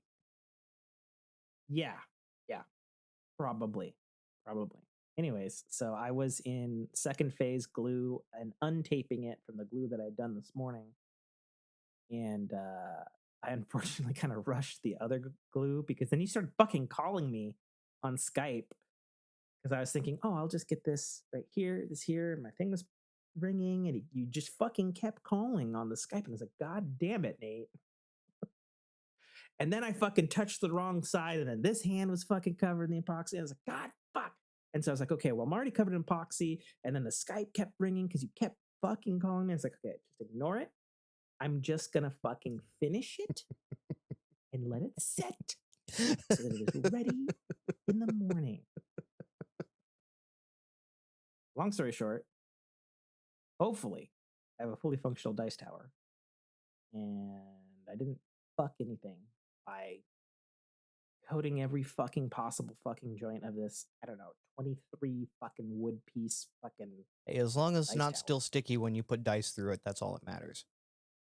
Well, and I, because it's tall, it's like about 6 inches tall. Mm-hmm. So I put packing tape all the way around the center and done the top and bottom. So I was doing the mid. And it had been dry already, and I did that like this morning. So by tomorrow noonish, when I think the game is happening, it should be fine. I'm more concerned about me rushing it while you were calling me, and there being like a spider web strand of fucking epoxy that's going to block the dice. Oh, That I will then have to finagle between the different pillars to then excise to make it work. That's what I'm more concerned about now. And the fact that the second coat that I did while you were calling me, since I rushed it, I didn't get it nice. cool. I'll be looking forward to that in the life stories on our next cast. I didn't get it bubbly smooth. And bubbly smooth doesn't matter, especially when it's on the interior. Okay, you know what? The first coat was bubbly smooth, and then I was just there, and I was panicking because you kept fucking calling me. Is it interior or exterior? Yes. Okay. Interior, I don't care about because the dice just have to roll through it, and it just adds more randomization. Yeah. So anyway, wife is game mastering. Going to the Wayback Machine of the Fork in Your Path podcast, which is still available on stuff. I'm pulling out my old character Dolores Wicket purely to fuck with my wife, since she was originally created. Oh, wifey's playing Dolores? No, she's GM. Oh, okay. I'm playing Dolores Wicket. But the fun little insider tip on that was, I think, like 8th date or something. For whatever reason, I just pulled out the most obnoxious, like, British female, Robin Williams, fucking yeah, Mrs. Doubtfire. Mrs. Doubtfire. Yeah. The hello, dearie. Like, oh, dearie. Yeah, but yeah, no, it started as a gag just because it made my wife like choke, laugh, and cry so much. That's all that matters. And then we did that game with the old Working Your podcast co-founder, Mike List. Working Your Path, still available, even though the campaign did not get finished. Where you can hear me play Dolores Wicket. I've heard a few. Who was actually drunk 99.9% of the time while playing her. I have heard a few. I won't be doing that tomorrow. But yes. So anyway, that'll be exciting. She's super excited about it. I imagine, hopefully, since she came home early, she's drawing her maps. It'll be a good time to do it. Right. We have vinyl maps and that sort of thing. That's good. Like I like that wifey is taking a scheming an interest into more obscure stuff that you're into. I mean, she's always liked it. She just hadn't played a lot before me. Right. Actually, no. She had said she had played once a long time ago in high school. Oh, we all played once in high school. My once was literally, I'm not making this up, in a dark and stormy night in a cabin that had no doors or windows in a Boy Scout camp. And it was the very definition of pen and paper. All we had was a pen, graph paper, and I don't even think we had proper dice. I think we had like fucking just straight up like stole the dice from a Yahtzee set or something. Oh, okay. Whatever 4D6s, whatever somebody had in their bag. Yeah. But I'm excited. Experimenting in high school, like that has all sorts of connotations. Does not translate forward most times. No, especially because the fucking editions have all changed. Sure. But no, I think it's going to be interesting. Obviously, I've been trying to help her. She's asked for help, and sometimes she hasn't asked for help. because she was like, "Oh well, I'll prep everything on Wednesday." Okay. It's her only day off besides tomorrow. She worked overtime this week, and then about 2 hours into Wednesday, I checked on her. I was like, "How's it going?" She's like, "Oh my god, there is so much work that you do as a game master." And I was like, yeah. Yeah.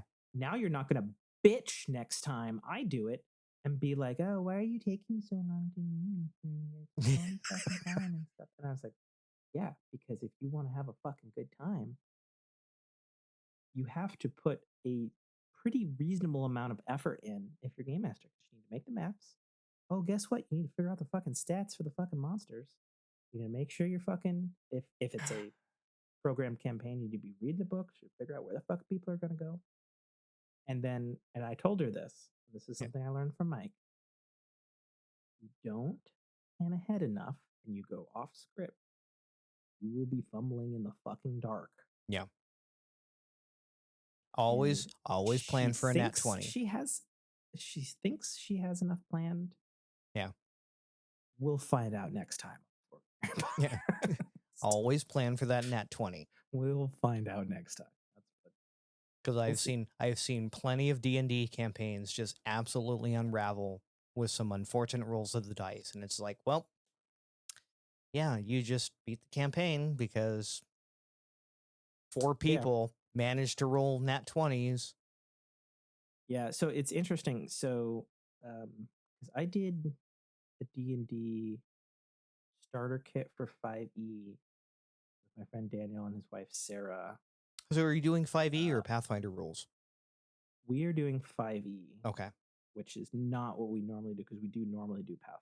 Right, but she has the bestiary and all that stuff, right? That she can refer to.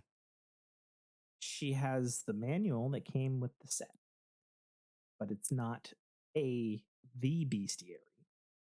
Okay. But none of that stuff matters because everything's on beyonddnd.com. Okay. But what I was stating that's interesting about this set is, so like I said, a few years ago, we did the 5e starter kit with Daniel and Sarah before he got deployed. And it was really loose and really, really fucking basic. Mm-hmm. And so this is the Essentials kit, which is in the same vein as the starter kit, and even ironically takes place like literally adjacent areas to the starter kit, which is interesting. But the pack that this thing had was way the fuck better for like $20. I was like, what the fuck? I wish we fucking had this when I did it. Like, it has a full set of fucking cards for like status effects. It's got cards for your turn initiative. It has multiple maps for her. It has a full DM guide for her, a full DM guide, or a full little campaign guide for her, and a little monster book. Not full books, but like for the specific little campaign. Of course, classically, a set of dice, but like overall for like $20, I was like, pretty robust. The starter kit that we did had a map, one book, and dice. Right. That was it. That's what the starter kit had. No bestiary. And it was the same fucking price as I recall, maybe even more. And this Essentials kit was like $20. And I was like, this is fucking stupid how much better this is. And I'm envious that this is your first time. But she still asked for this. And then she's like, well, I wish her luck, and I hope you let her sink or swim. Oh, absolutely. Well, and it's good because her sister and the baby daddy, they've never played, so they're going to be absolutely new, and they'll be like, "Oh, well, what can I do?" Whatever. Her sister's playing thankfully, a mage healer or a mage cleric. Okay. And I shit you not, the baby daddy is playing a cat folk person whose last name is Persum, like purr and awesome together. And he's a bard that rolled a negative to charisma. So he's gonna be the worst fucking bard imaginable. Oh God, I almost wish I was that character so I could sing badly. Oh my god.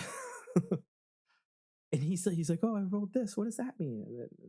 Because we rolled the characters last week over to her sister's house, and Jessica's like, well, the book says you actually get a negative. Yep, that's a negative to that. And he's like, your stats can go negative. He's like, oh yeah, yep. And then he's like, but don't bards need charisma? Yep. Oh yeah, yeah. In fact, that's one of the primary things you want to roll high in with a bard. He's like, so I'm gonna be the worst bard on the planet. Sure, right. Fucking looks that way. Yeah, it's like, hey, I'm a thief with a negative dexterity. Yeah. Yeah, and then what's hilarious is, because even though it's the same character for me, Dolores Wicket, I rolled really good on my stats compared to her prior iteration. Her prior iteration, she had absolutely no intelligence and no charisma, even though she wanted to, fuck or kill anything that got in her way. Well, yeah, and now no intelligence her or intelligence is super high. Charisma is like fucking. I have like the highest charisma in the whole fucking party. What about the intelligence? Fucking cast. It's super high. I have the highest intelligence and charisma. Sweet. And I'm like, oh yes. And so you've went from the corner worker to the pimp at this point. Yeah, pretty much. Sure. Yeah. But no, I think it's going to be a lot of fun because, just because, like, are you going to fuck with me the whole campaign? And I was like, I sure as fucking going to try. So not with you. I'm going to fuck with your story. Oh, yes. Oh, yes. Well, and obviously because at this point I am more experienced in role-playing games and stuff. So it's like I know generally what can or can't be done. Sure. But I mean, so I will. Don't sabotage her, Tim. I'm not going to sabotage. I'm just going to. No. Think outside the essentials kit box. That's what I'm going to do. So we'll see. Hopefully it's a really good time. Okay. Because I know she would like to continue. But it's metaphorically and literally a roll of the dice. As long as your dice tower works. Yeah. I mean, we'll see. If not, blame me. Oh yeah, and I feel like roll the dice. Fucking Nate. That's what I'll say every time. Sure. And then the last thing I was going to say is, I feel like I'm turning into a fucking vampire because I've been sleeping so god awful terribly, and I'm blaming my wife because I feel like I've reached a point in the relationship where I need her to be in bed so that I can sleep. I'm so accustomed to her fucking. I get you. 1,000-man lumberyard snore, and now that she's not coming home till like 12:30, 1 a.m., and now I'm not going to sleep till like 2. That was Thursday night for me. My wife went out and had a girls' night out with the cousins and whatnot. She's like, yeah, I'll be out till like 10, maybe 11. My ass. I'm like, cool. I'll lay down. My kiddos got in bed, and king-size bed, and they were both diagonal. So there was no room for me anywhere in there. So I went and laid down in their bed, as I'm known to do. You do keep sleeping in their bed. Yeah, the kitty bed. Not kitty. I saw the kitty. I'm like, no, it's not Kitty. It's Kiddy. Kitty bed. Kitty bed is a whole different thing. Indeed. But yeah, like she didn't come home on Thursday night until like 1 o'clock in the morning, and so I didn't fall asleep until close to that. And when the alarm went off at 4 o'clock in the morning on Friday, and yeah, I sat up in bed and I'm like, nope, this isn't happening. Text my boss. I'm like, taking a sick day. Fair enough.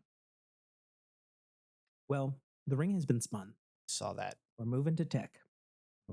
It's good because we only got a handful of things. so grumpy about it. Why are you grumpy? Just Threads. Oh, yeah. Hey, kids, have you heard about Threads, the brand new app that's going to replace Twitter?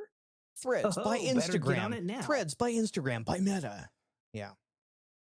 Great. Yeah. Zucker sucking your cock, Zuckerberg. Yeah. You want to be somewhere less toxic than Twitter? Come to Threads. But what if you want to delete your Thread profile? Well, it'll delete your Instagram too. No, I actually,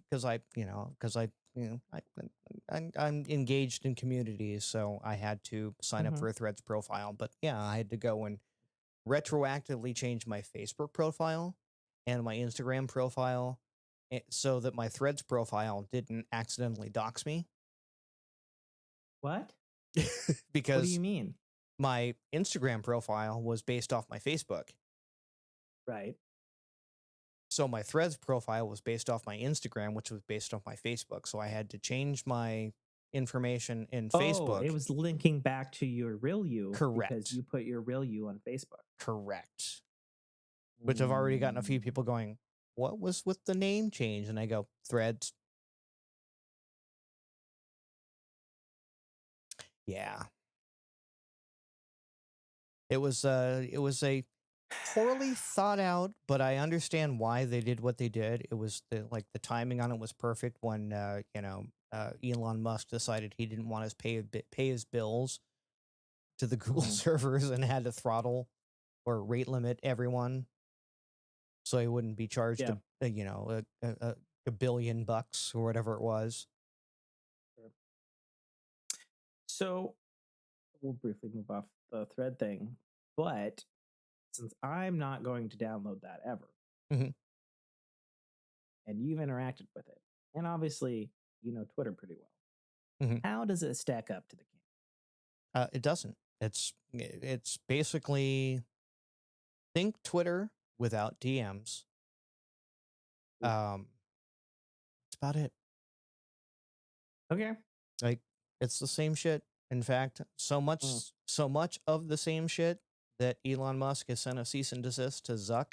Oh yeah, I heard that. I was right. Like, well, you hired former Twitter employees with what is it?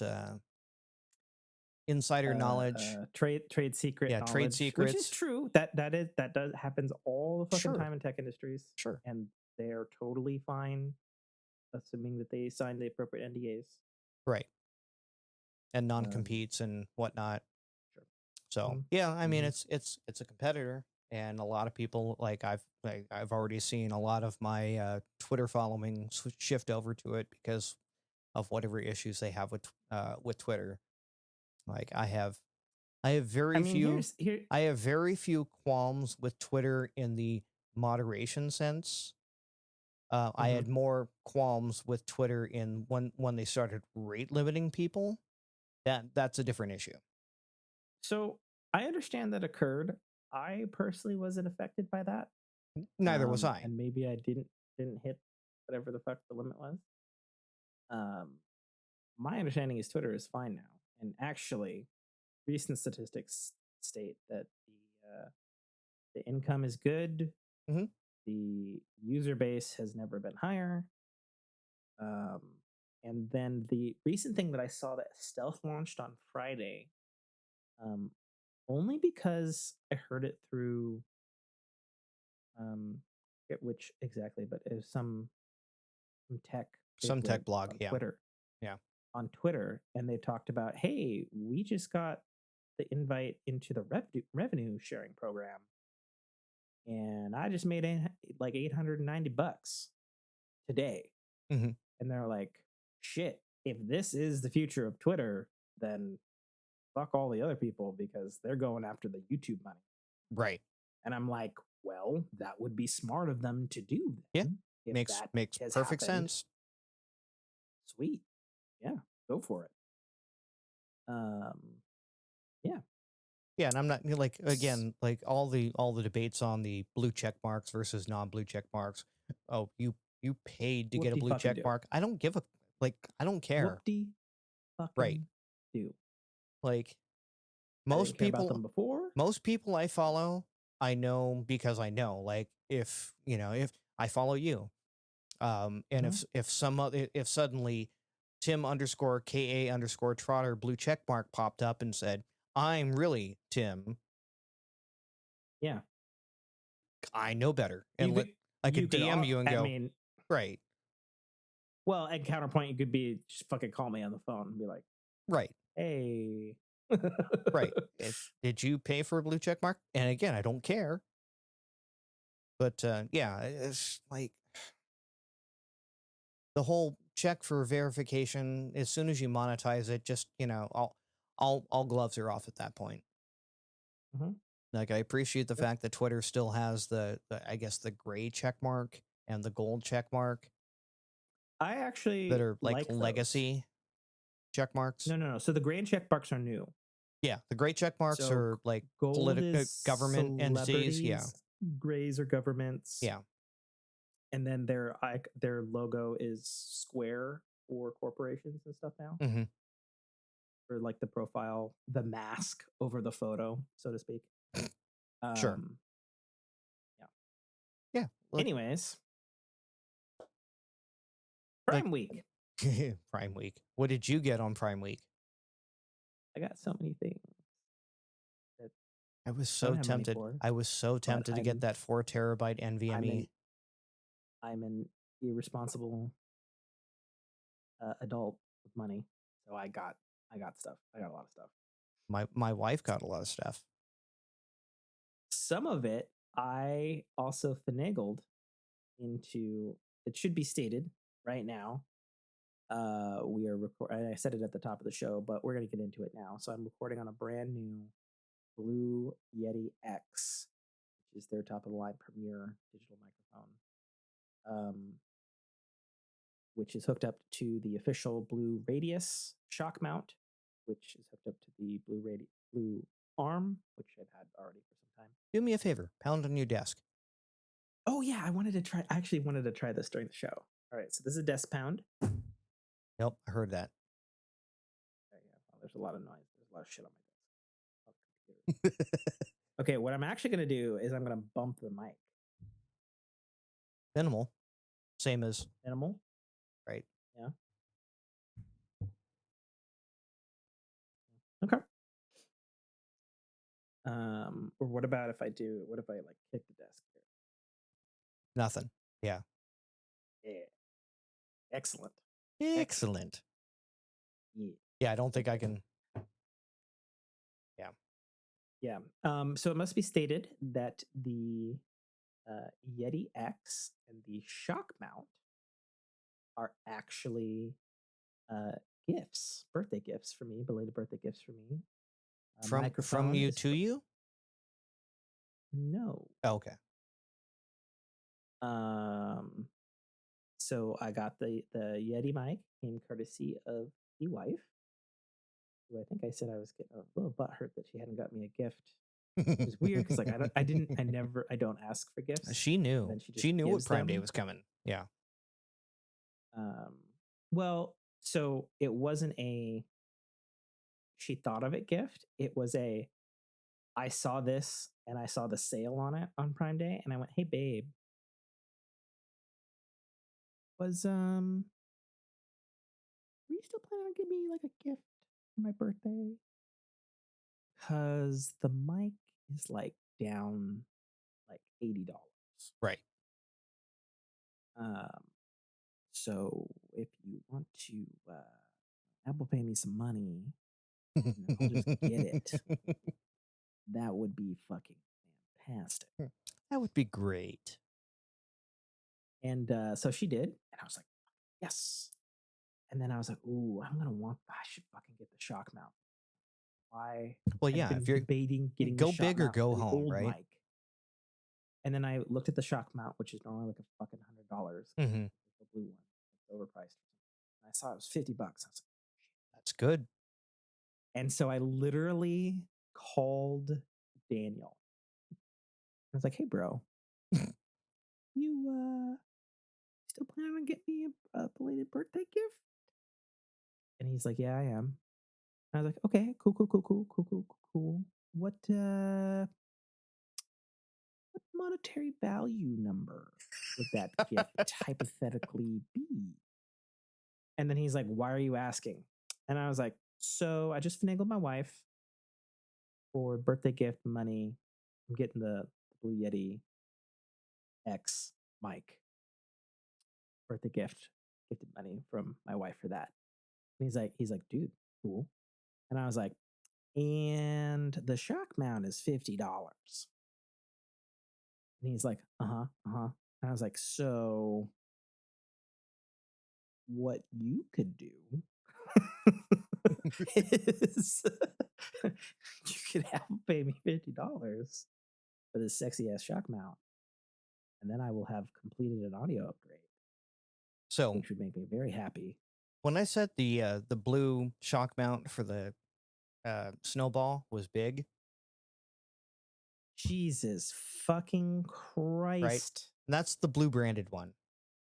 Jesus. It's fucking huge. It has double the radiuses as this one. That's fucking wild. Yeah. Fucking wild. So anyway, shout out to my wife for the new microphone, and shout out to my boy Danny for the shock mount. Both of which products should serve me for many, many, many years and many, many, many podcasts to come. Considering I got like 15 fucking years out of my Yeti, and it was still technically working, but I will say I have noticed this year that the audio quality was starting to degrade. And I'm like, well, it's been plugged in for a decade, so it's probably still good in a pinch. But it's time. But yeah, so that makes yeah. I'm half tempted to see if I can finagle this onto. You probably can. Just for the comedic effort. Agreed. But yeah, no, so we got the Blue Yeti Nano. That's my stream mic behind me. We got the new Blue Yeti X from our professional podcastiness.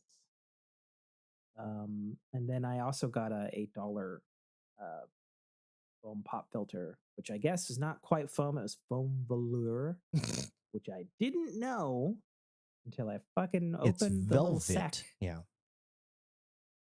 But it does look nice. It does look very chic with everything.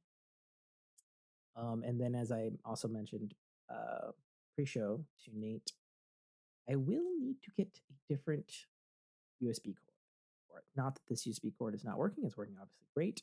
But what you can't see is to the right of my video camera, which also you can't see on podcast audio. They give me like a 5-foot cord. Right. And to properly wrap around through the boom mic, under the table, go around to the left of the Mac, I need at least a 10-footer.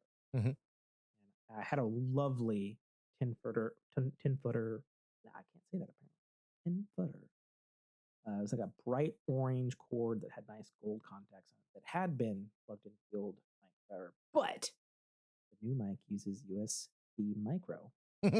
While the old mic used USB B. Right. Mini. To show you mini USB. Not the mini one. Oh. Nope. Not the mini B. The old mic used the big old fat USB. Oh, the B. doghouse. Yeah. Mm-hmm. Yeah. Just like my snowball. Yeah. Mm-hmm. Yeah, it's probably exactly like the snowball, probably the same fucking part. The board. So yeah. I'm very pleased so far with this purchase.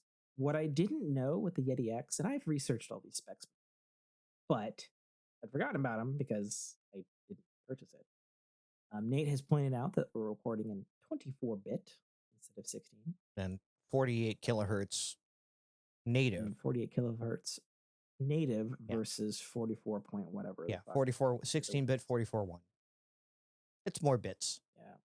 What this ultimately means, and as I've said countless times before, higher your source quality recording. Yep. The better your output when you eventually make it into an itty-bitty file for podcasts. So hopefully you'll see a noticeable improvement in my voice in the post, I Yep. do. You'll probably see some variance in my voice episode to episode as I am continuing to dial this in, Right. and then feedback, and then also I have post audio filters to design Right. for my particular Tonal voice quality profile. and whatnot. But yeah, Yes. so Tim has officially like matched to me in quality. Mm-hmm.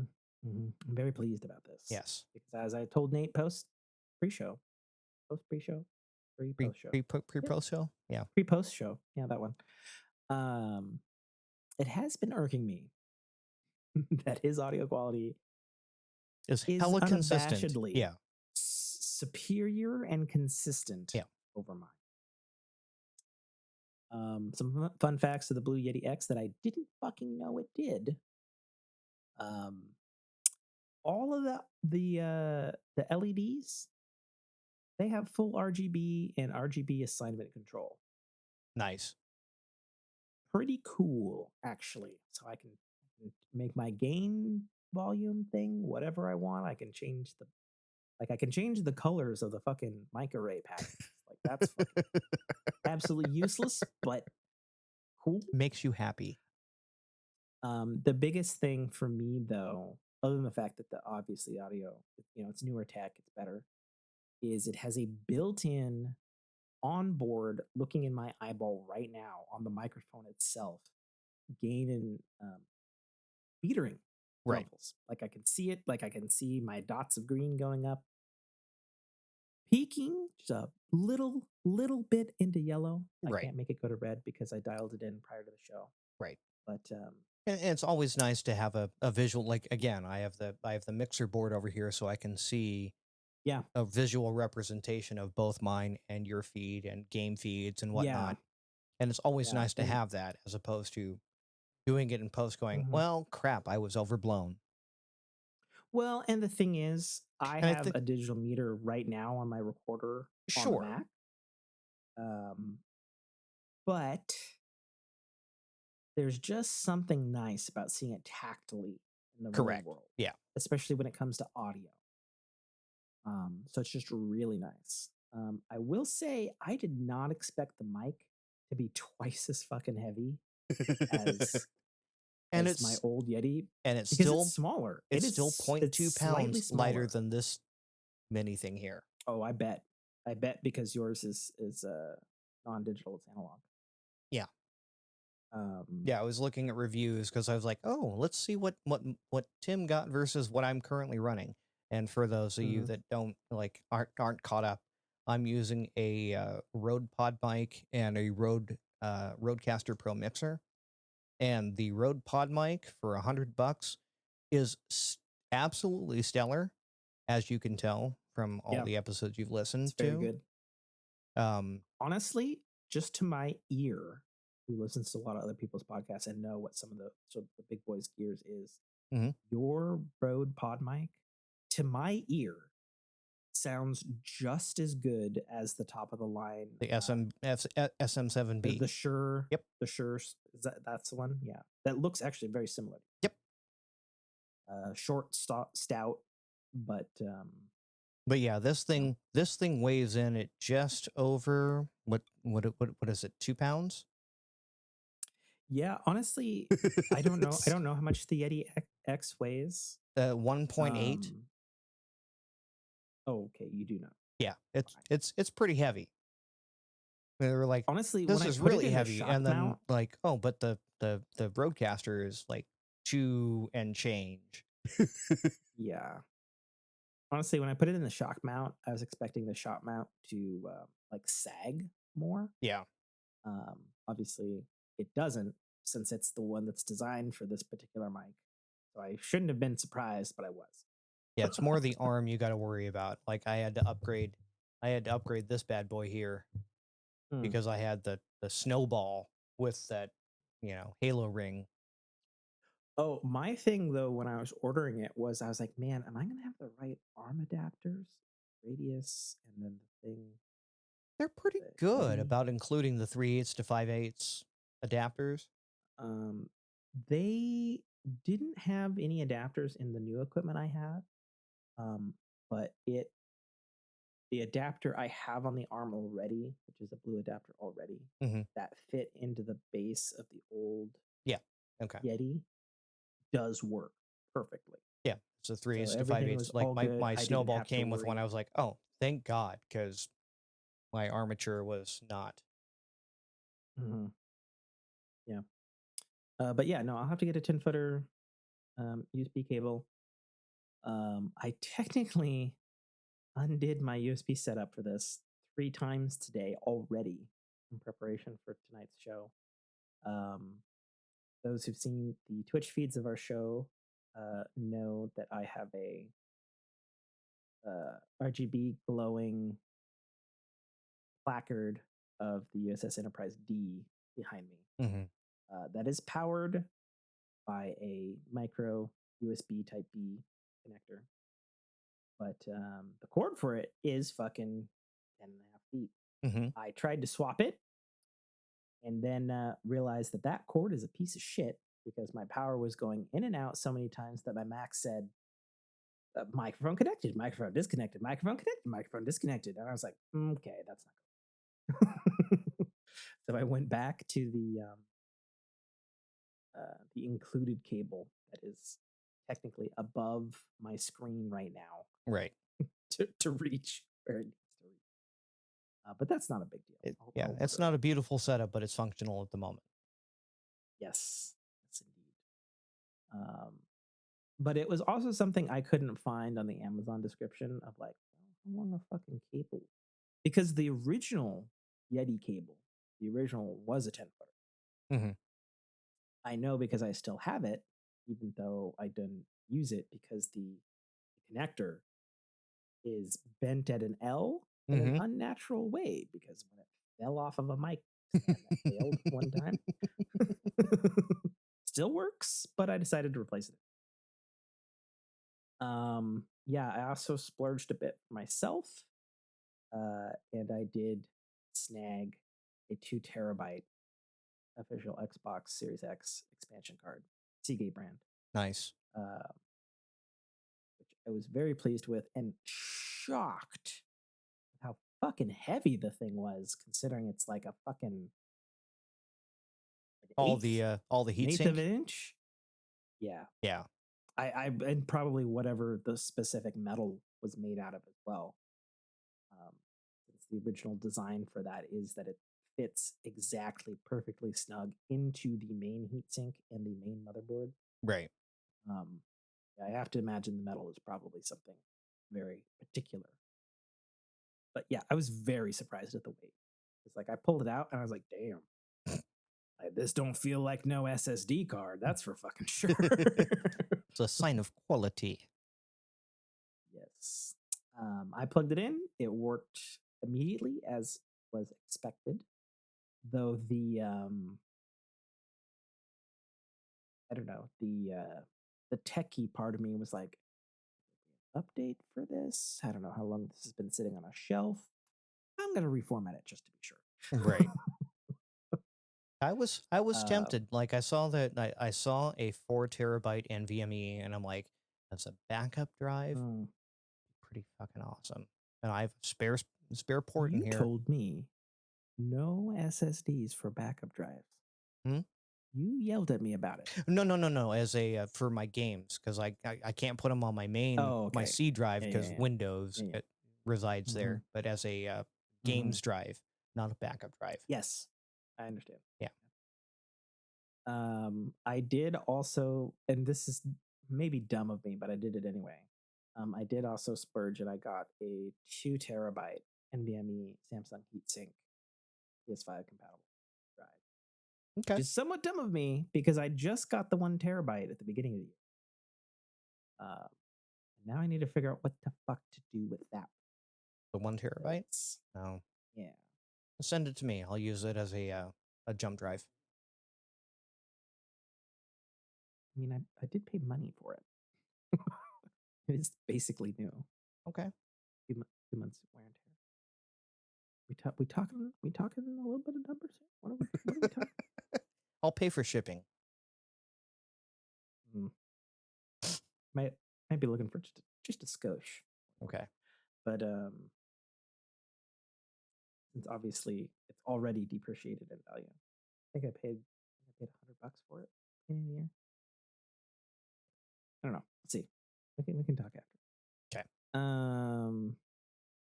But yeah, because I looked up immediately and I was like, oh, I'll get an enclosure. Oh wait, it has heat sink.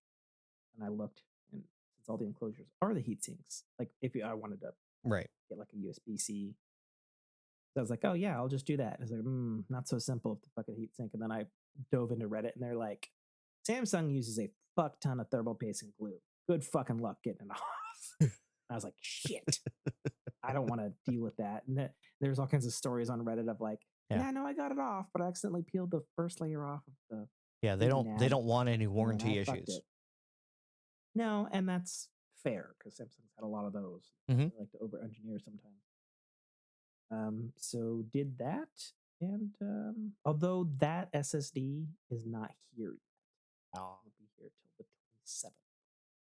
Because I think, like most people who were waiting for a 2 terabyte SSD for their PS5s were like, yes, please. Because I looked at it and I was like, ooh. And then all the thing with the microphone happened. And then when I looked at it again, it was like backwards, but still the same price. And I was like, yeah, I can wait. Yeah, I mean, you might even be able to pawn your 1 terabyte off on the secondary market for. Well, my first go-to, since a lot of my friends do have PS5s, is being like, yo, who wants this? Right. Since it's literally the one that is one of the ones that's spec'd your thing. So we'll go down that avenue. No, yeah. I'm not going to go down that avenue till I have the device in hand, obviously. Right. Yeah. I would have to. Once you no longer need the 1 terabyte. Yeah. I am bummed, though. Nobody seems to make a fucking USB case that would fit a heatsink. Like, I find it funny that they make a USB case for an NVMe drive. That just seems. It's backwards, yes. Right. But they do. They make a fucking lot of them because I looked at a ton of them and I was looking at dimensions. I was like, ugh, none of them would fit the height clearance. Like maybe like an eSATA case, I would understand, but USB-C? Sure. Okay. And then finally, a little bit of news on the iOS 17 beta home front. Marcus Brownlee has uncovered a hidden feature that was not at all talked about ever in any WWDC for the next generation iOS coming out in a couple months. And it's buried in the accessibility features and voiceover, where there is a feature where you can ask your iPhone to do a voice test with you. It takes about 15 minutes, and you speak all kinds of weird phrases and things. Mm-hmm. You know, quick brown fox, all that sort of stuff. And then on device, using its Bionic Network portion for its neural engine, overnight for approximately 24 hours while you're sleeping, it will then computate and then produce a pretty gosh darn close imitation of your voice. And so that it can answer voicemails and sales calls for you? Yes. But the specific thing and why it's buried in accessibility is it's specifically for people. There's a particular disease where you like lose your voice. And so like if you know you've got that diagnosis, sure, you can do this and then you can keep your voice. Sure. That's what it's for. I mean, it's super weird and creepy and kind of cool, but at least it's on device, I guess. Shrug. As a finger quotes accessibility feature. Yeah. Okay. I mean, it's true. And it's, it's one of those tech things that's definitely on the edge and kind of scary because it's like, okay, well, all right, so we've got thumbprints, we've got face scans, we've got, your blood data, we've got your blood oxygen, we've got your ECG. We know when you're going to die. Please give us your voice. Yeah, I don't know. It's one of those things that's really cool but awesome. Right. Again, it's one of those. In the right hands, this is very good tech. In the wrong hands, this Sure. is nefarious as fuck. Like everything I can say with the AI, face recognition, Mhm. all of that stuff, Mhm. biometrics. Mhm. Like Mhm. in the right hands, these are great, um, Absolutely. great achievements we've had in technology. But in the wrong hands, it's just like the abuses are Yes. abound, and unfortunately, we have Mhm. to, skew towards the nefarious. Yeah. So Yeah. So I will be that's sitting on all I that like. one with some weird skepticism as I hold my Android phone and go, go ahead, Apple, Well, I'm go also ahead. surprised. That can be the one thing. Finally, Apple did something that Android didn't do first. I was literally about to say that. I was like, well, on the other hand, I was very surprised because generally, you know, that's like an Android thing. Right. And then they do it and then do it either kind of well or okay, or sometimes very good. Hmm. And then Apple just does it better generally. Right. That is usually what happens. Well, no spin needed. We're down to the final topic gaming. Video games. And there's a bit to say. Let's start with what we've been playing. What you been playing, Nate? You've I've been I've able to play I've been anything playing that has to do. City Skylines. Oh, really? Yeah. How is that? Is It's that the fun. first one, or is that the sequel that's out or will be out It's soon? the Windows 10 version. It's the one that's on Game Pass. It's City Skylines Mm, Windows 10 mm, edition. Um, okay.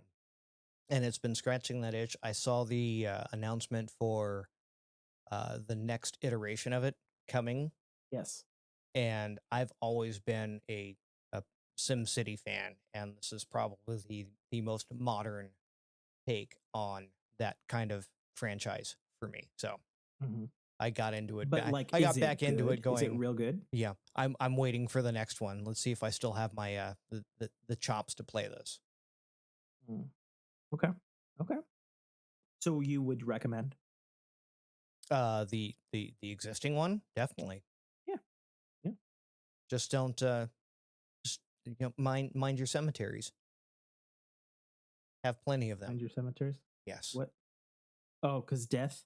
Because death happens. Yeah. It Oh. was one of those Mm, I got my city in a state of stasis. I'm like, oh cool. I'm turning, 3 to 5 grand a month in income. And I'm mm, like, cool. I'm just gonna minimize the screen. I'm gonna walk away like I used to do with SimCity. I'm gonna come back yep. in and I'm gonna Been have there. millions and millions of dollars. And I went, oh great. I walked back in and I had millions and millions of dollars and a lot of skull and crossbones. And it turns out that I had inundated all of my cemeteries and there was nowhere Damn. to bury dead people. Damn. Yeah. Can't just enforce a cremation only policy as Well, lord of your you city? can if you Oh, have you the can. capacity. Yeah, and that was the thing is my city had Uh, grown past my crematory capacity, so people Jesus were Christ. being buried in my cemeteries. So yeah, I had immediately like of all the $1 million, I had to drop like 3 crematories and 2 more cemeteries, and then empty the 3 cemeteries that were full. Jesus. What emptying a cemetery involves, I don't know. All I know is I clicked the button to say empty, and it told me it was empty. Jesus Christ. And there's high pollution in the water in one particular direction. Jesus Yeah, Christ. I like city management sims, especially when they're 10,000 foot ones, not like the Sims Mm, itself. I don't like the day to day managing a person. I like mhm. the sky high view. Cool. So Cool. Cool. Well, finally happened. 280 hours later, I beat Legend of Zelda Tears of the Kingdom. like beat it, or just beat the. Did you I did all 100% of it? the I did all of the well, so I 100%ed certain things Okay. because it's one of those kind of games. So you're a fraud, is what you're saying. No, fuck you. So, okay.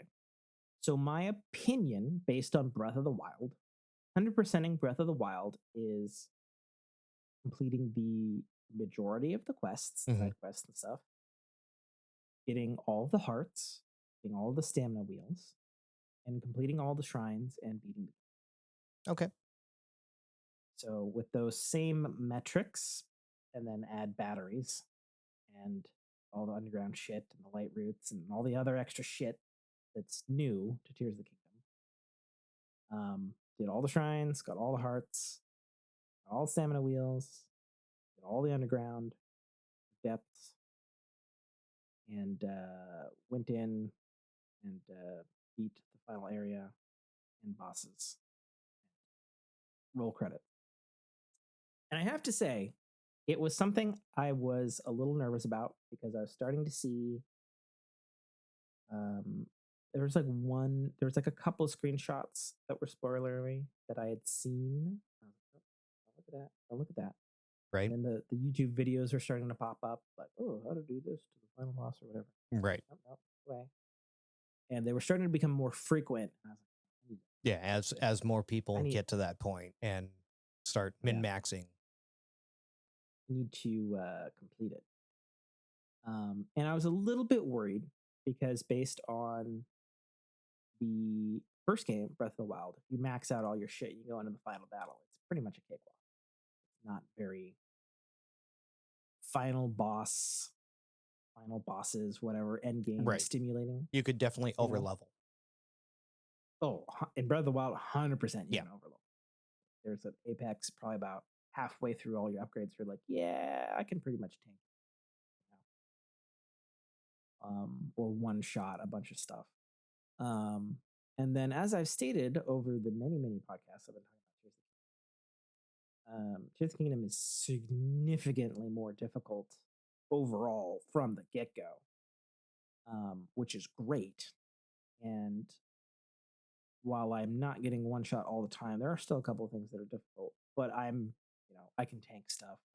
Beefy, I got weapons, all the shit's good, everything's good. And so I was a little nervous going into the finale that it would once again be a cakewalk because I have all the things and fuck you, final area and boss.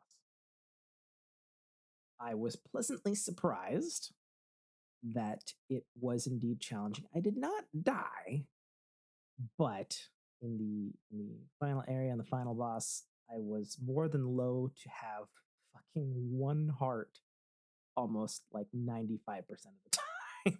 Now, is like it scaled or was it really that hard? So without spoiling anything, there's a mechanic in the game in the underground with this red goop that's on the ground called gloom. And when you touch the gloom, you lose heart. Okay. That you can't get back unless you eat a particular meal or you return to the surface or go to a bright light area for your health. Okay. Or your ability to have more health regenerate, but you don't actually get the health back until you. But it's like a permanent loss of. You could regen up to that heart you lost. Yeah, so let's say you have 5 hearts, right? And you go to the underground and you touch gloom, and then it gets like it gets grayed out and a little like crack between it. You can't heal up to that heart again until you resurface or hit all the other conditions. Or you make the right meal that does that. Continuing to stay in the gloom continues to deplete the hearts until you die. It should come as no surprise, even though it did to me because I'm an idiot, that fucking everything does gloom damage in the final area. So I was a lot lower than max hearts going into the final fight. And then the final fight surprised me with not only gloom damage, but absolutely permanent. You ain't getting that heart back, motherfucker. it's gone. Okay. Like it's even got a cute little, because the Zelda heart, the classic little red heart. Yeah. And then it goes whoop, and then it goes gray with the little crack, and then if you get hit again, it goes, and then it shatters and it disappears from the screen. And you're like, oh fuck. You're like, oh shit. So healing was difficult. There's definitely ways I could have better prepared for that final battle and make things easier for me, but it didn't. The final battle was fantastic. I'd say it has more phases than a raid boss from Destiny. It was very fantastic thematically. It was very satisfying fights. It was just a very fucking action-packed, very satisfying finale to a game that already one-ups Breath of the Wild in every area. And it does so again in its ending. So you got your money's worth is basically what I'm hearing. Yeah. There's like breakdowns on Reddit. I want to say that was the biggest concern going in, is like, they upped the price. Are we going to get enough game to justify $70? Well, a lot of people, when they're like not speedrunning the game and they're like playing the game for themselves and they're clearing it, everybody's clearing it in like 150 hours, 200 hours, 300 hours. They're all the huge hour mark.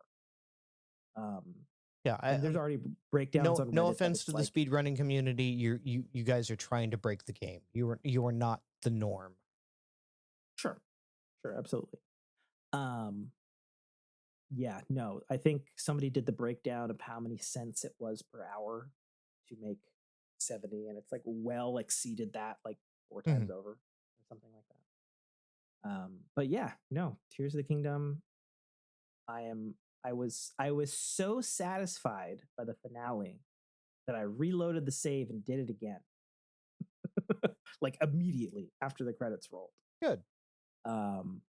Which then left me with an interesting problem of that, and we all know this as gamers. When you beat an extremely satisfying, just delectable, all the way through video game, and you roll credits and you're done. You could go back and maybe fuck around and maybe find like a side quest or something. But you're done with it. And then there's that glut of, no, fuck. Now what am I going to play? Like, there's not going to be anything else this year that's going to be as satisfying as that game. Right. Like, I know Dame's off in the corner telling me, Hogwarts Legacy Game of the Year and Final Fantasy 16 is Game of the Year. Sure. And I'm just like, there was, like, if there was any time playing that 280 hours of the game, which is a lot of time, that's in a single player game, that's not a limitless game like No Man's Sky or something like that. Right. And be like 99% satisfied the entire fucking time playing the game. Like, it's just such a rare thing. Sure. In gaming. Yeah. And it's funny because now a lot of my friends are now playing Tears of the Kingdom. They're finally getting to it. And it's funny, I was talking to one of my PlayStation boys, Killbot, and he had just beat Jedi Survivor, which he was like, oh man, it was so fucking amazing. It was fucking great every way through. Fucking amazing, great experience, like here. And he's playing Tears of the Kingdom. He's not quite at the halfway mark yet. And he's already like, yeah, Jedi was great, but fucking man, Tears of the Kingdom, holy shit. There's something special. You were not kidding. Yeah, like, there's some special secret sauce in this. He's like, man, like the puzzles in fucking Jedi are fucking baby fucking Fisher Price puzzles in comparison to how I feel like a fucking genius every 5 seconds in this game. Like, he's like, dude, he's like, he can't even parse how much better it is. And he just came from like, oh yeah, fucking amazing. And Survivor's got ray tracing, story. Yeah, I'm sure it's a really good game. and again, there's a different thing, a difference between a visually stunning game and a game that actually has content behind it, girth behind it. Yeah, yeah. I mean, I there was a point where again, Killbot. Tunic, a beautiful little Mm, game. There was nothing stunning about it. It was probably better than I a wouldn't lot call it of little. games that I've played. I wouldn't call it not stunning. Hmm? I wouldn't call it nothing special about it. I think Tunic is special. Well, no, but I'm saying that graphic wise, like, Sure, it right? doesn't have the best graphics. It has a very pretty art style, but it Yeah. not. So yeah, so going from something like that to Jedi Survivor, or like, ooh, ray tracing and everything looks realistic. I mean, hell, Mhm. the Battlefront, the Star Wars Battlefront games look amazing, but Mhm. there's no depth to them. I mean, there's a little bit of depth. I'd say a lot, but Yeah, there is some depth to by the by shooting by and the comparison. mechanics and Yeah. stuff. But yeah, no, it's yeah. I think Killbot he talked about he was talking about some puzzle in Jedi, which I didn't have a reference for because I haven't played the game. But he was like, yeah, and you do this and you do that, But he's Very like, Tomb Raidery. Yeah. yeah, which is the type of game that it is. In addition to kind of the Dark Souls thing as well, Hmm. the Metroidvania format as well. But he's like, then like there's puzzles and tiers, and it's just like, I think I'm solving this right. Oh, I am solving it right. And then you look up, and then you look to the next person, or like we talked about. We actually shared videos of we did the same shrine, and we both had just so astronomically different ways to solve the puzzle, Right. and both There's like succeed in right. being There's no correct, and no you're wrong just like, ways to eat a what? Reese's. Right. Yeah, it is a no wrong way to eat a Reese's type of video game. Like it is chocolate and peanut butter, and it's not a stale Reese's that's been sitting on a Right. shelf gathering dust, but it's still pretty good. Like yeah, there is something. So yeah, so I'm a little bit of a video game devastation, and I have played a couple of things since then. Like I'm replaying Pikmin 2 right now in my Pikmin replay before the fourth game comes out in 5 days. I'll probably replay Pikmin 3, and that's great. Pikmin 2 is great. Like I said, I replayed Pikmin 1. Pikmin 2 is longer, and more asshole in the difficult department for sure. Because I like breezed through Pikmin 1, and then Pikmin 2, I was like, yeah, cool. And I have my 100 little carrot minions. I went and fought something that I 100% fought before, and I totally forgot they did a thing, and then killed all 100 of my Pikmin. I was like, oh, fuck. Well, this is a huge setback. So yeah, Pikmin 2 has kicked my ass a little bit. I'm struggling with it more, even though it is a better game. So I'll probably beat that soon. But even though it is a nice, wholesome game, and it's more comfort food gaming. Like I played Siege this week, and I played some Destiny this week. I did a raid. Did actually had two raids between podcasts here. I did my first ever Last Wish raid, Oh, nice. which was kind of fun, not frustrating on a couple of the mechanics. But it is overall it is better raid than some of the other raids I've done. Sure. And then I did another Root of Nightmares run. And it's just like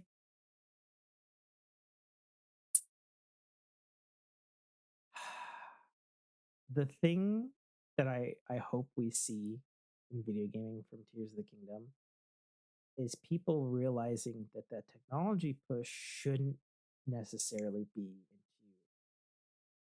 how many fucking hairs can we render Right. realistically on Visuals. a Yeah. person, and fucking ray tracing and all this shit. But how can we use the power of this technology to create an actual new gameplay experience, or at least like a more physics based experience? that Sure. can add a little bit of chaos or chaos theory and fun to things that might seem familiar on the surface. And I think that that is just something that Tears does so astronomically better than everybody else and different than everybody else in the fact that, and it sucks to bring up fucking hardware power again, but it's like, yeah, this is on the Switch. Right. This is all totally fucking capable in any of these other fucking consoles. Right. Or your fucking phone. In a cave with a box of parts. And yet people are not, or developers are not making that experience. And it's so weird to say because it's like, yeah, I think there's pretty fat chance of nothing in my mind beating Tears of the Kingdom this year, the Game of the Year, not just for myself but also at the Game Awards. Right, but what's going to piss me off is going to be these visually stunning games, the UE5 games that are going to compete for Game of the Year with no substance. Yeah, and it's like, I know I'm gonna love Spider-Man 2. I also know that Spider-Man 2 is going to be basically more of the same. I mean, knock on wood, maybe they'll fucking blow my mind with it. I don't know. We'll see. But it'll be basically the same game as Spider-Man 1 and Miles Morales Spider-Man, all that sort of stuff. And it's like one of those things where it does make me sad to play other video games because they don't satisfy as like all these big games are fast food. And they're great and they're we're used to them and you know what you're going to get. Sometimes you get to the fast food restaurant and they make that Big Mac especially good that day for whatever reason, right? And then there's a game like Tears of the Kingdom, and I've never eaten somewhere that's fancy, but it'd be like if fucking Gordon Ramsay made you a fucking meal specifically for you. Right. And every goddamn morsel and fucking bite of it excites you, is a fucking experience. Like, yeah. Quality over quality over games. Or form over function, or function over form, or I don't know. There's a lot of quality over quantity is the first one I think of, but it's just like, no, that's not even the case. But the thing is with Tears though, there's so much quantity. Right. Like there's quantity out the ass. And yet all of it's fucking amazing. Like what?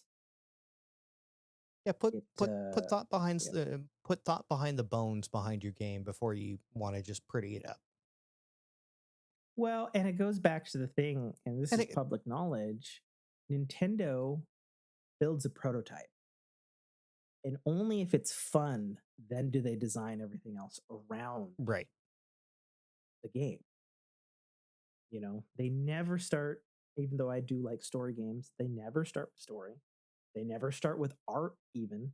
Hell, Pikmin, which is about flowers and space and planets and weird parrot creatures, started off as a tech demo on the N64 on the GameCube, called Mario 128. I remember seeing in Nintendo Power magazines, there's just a weird fucking abstract white world with like large cups and bricks and stuff, like just like household objects that are large, and just a fuck ton of Marios on the screen. They're like moving things around and stuff. What the fuck kind of weird game is that? And that's what became Pikmin, because it was fair enough. And Pikmin's a fucking RTS. Like I don't even know how you got there to there, but you did. But yeah, Tears of the Kingdom. And then ancillary to that, just yesterday, I started playing with my boys Naraka Bladepoint, which is a game that has existed on PC, on Xbox, and specifically Game Pass for over 2 years. Recently came to PlayStation 5 and went free to play. Okay. It is a melee-based battle royale. set in Okay. all wild ass Chinese mythology type thing. So it has all of your usual bullshit that battle royals have. It has colored gear, has binding things, Shrinking zone, has shrinking zone, storm, has large maps, has 60 players at a time per map. Last man or last team standing wins. Sure. They have a bunch of other game modes, but it is its primary thing. All that shit. But it's all melee, not no pew pews. There's some pew pews, but they're like arrows or like a ballista or like a flintlock pistol or a musket. You can have 2 weapons at a time, and it has a color-coded rock beats paper scissors cuts paper triangle type fighting scheme. And it's color coded because basically your left trigger is a light attack that's blue, your right trigger is a quick attack that's red, and then you have a block that is orange or some other color or something. Okay. And you can see that when you do that. So if you do the other color that beats that, your attack gets through. Okay. Yep.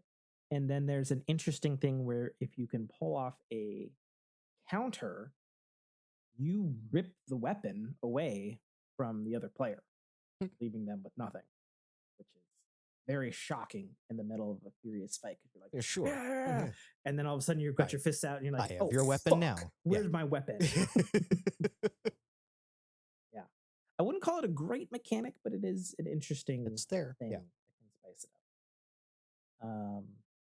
Yeah, so I've been playing that with my PlayStation boys. I'm actually playing it crossplay on Xbox. Game Pass had to be clear, I tried it on both consoles. The PS5 version is rough. It's a lot of screen tearing. The options to change your A-listing settings and whatnot, but none of them help right now.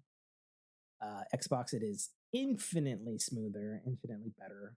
I think it just plays better. Xbox pad. I'm playing it crossplay on there. PlayStation 5 friends. It's fun. I played it the better part of yesterday and a little bit before we got on tonight. I'm enjoying it. There's an obscene amount of things to click on and grab and redeem in the main menu and menus upon menus. This weird ass hybrid of like some things you need to use the D-pad and other times you have a cursor. It's like a mobile game had sex with Destiny in purely the UI department and not necessarily a good way. Yeah. Not saying the UI is great. It's ultimately functional, but yeah, if you like redeeming stuff, there's something hidden under. Right. It's like opening like a computer, and if every fucking file had a little red mark next to it indicating there's something to do in that file, and you're like, oh fuck. Like 50 file folders or something. I don't like that. Yeah, it's not great.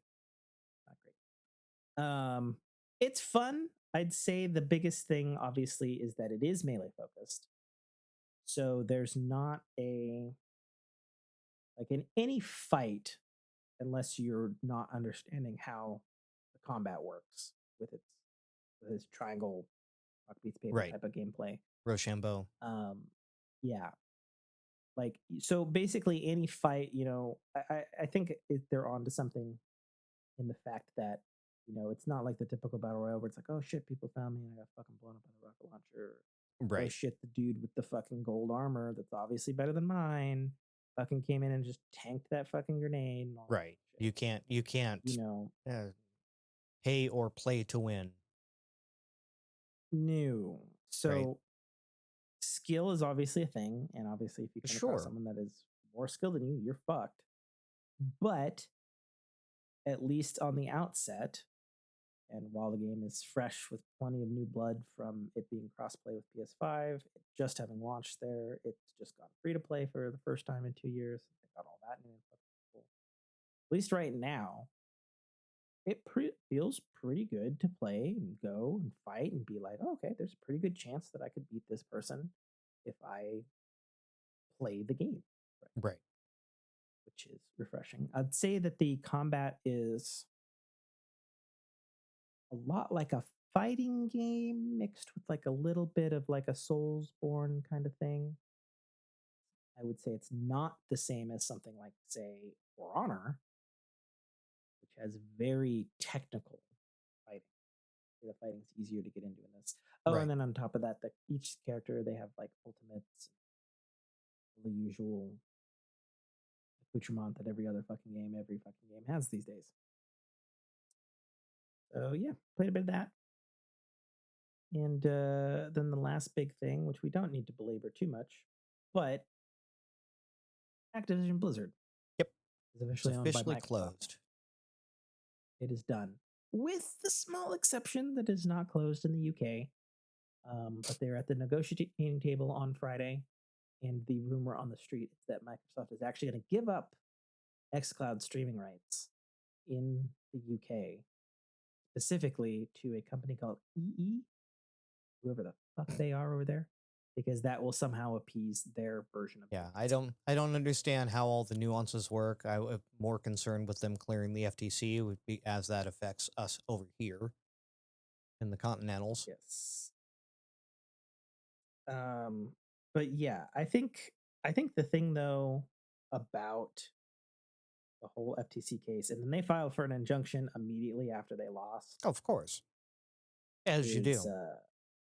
It's pretty fucking wild because it went so bad for the FTC that instead of their 33% budget increase they requested for next year, 22% decrease for next year. And then someone who was supposed to have a law degree not only was proven to not have a law degree, but also is delinquent and is facing disciplinary actions because she's going to get fined for not having paid whatever she needs to pay to keep her fucking status on the bar.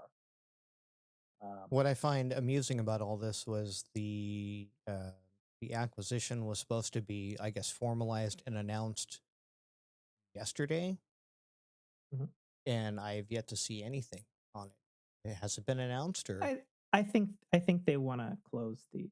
So there was some stuff said by the head of. There's some stuff said by Bobby Kotick and Phil Spencer, and the head of Microsoft, the guy, whose name is difficult to say.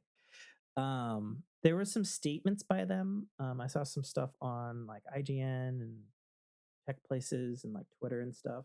Right. But I'm imagining, since they want every single thing to be crossed off and all the I's dotted, all the T's FTC crossed version. Yeah, I think they want to cross that one out all the way. But there has been stuff in the US that has already moved. In a Microsoft owns fucking Activision Blizzard now. Sure. Away in that on Xbox, backwards compatibility across all Call of Duties, all the servers got turned back on. I saw that tweet and I saw it interesting. In the Call of Duty community, and they're very, very happy across the board about that. And I'm like, yeah, I imagine the fact that this has taken so long, but they were so confident. They're like, you know what? Have everything ready so we can start flipping switches. Right.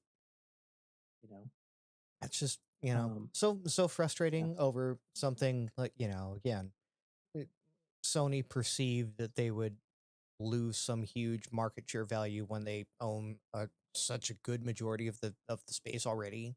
Like, well, and what was interesting in some of the videos that I posted on the Discord, which were snippets from the Congress hearing on the FTC about why the FTC lost this giant, huge, just absolutely mammoth case, and very, very poorly.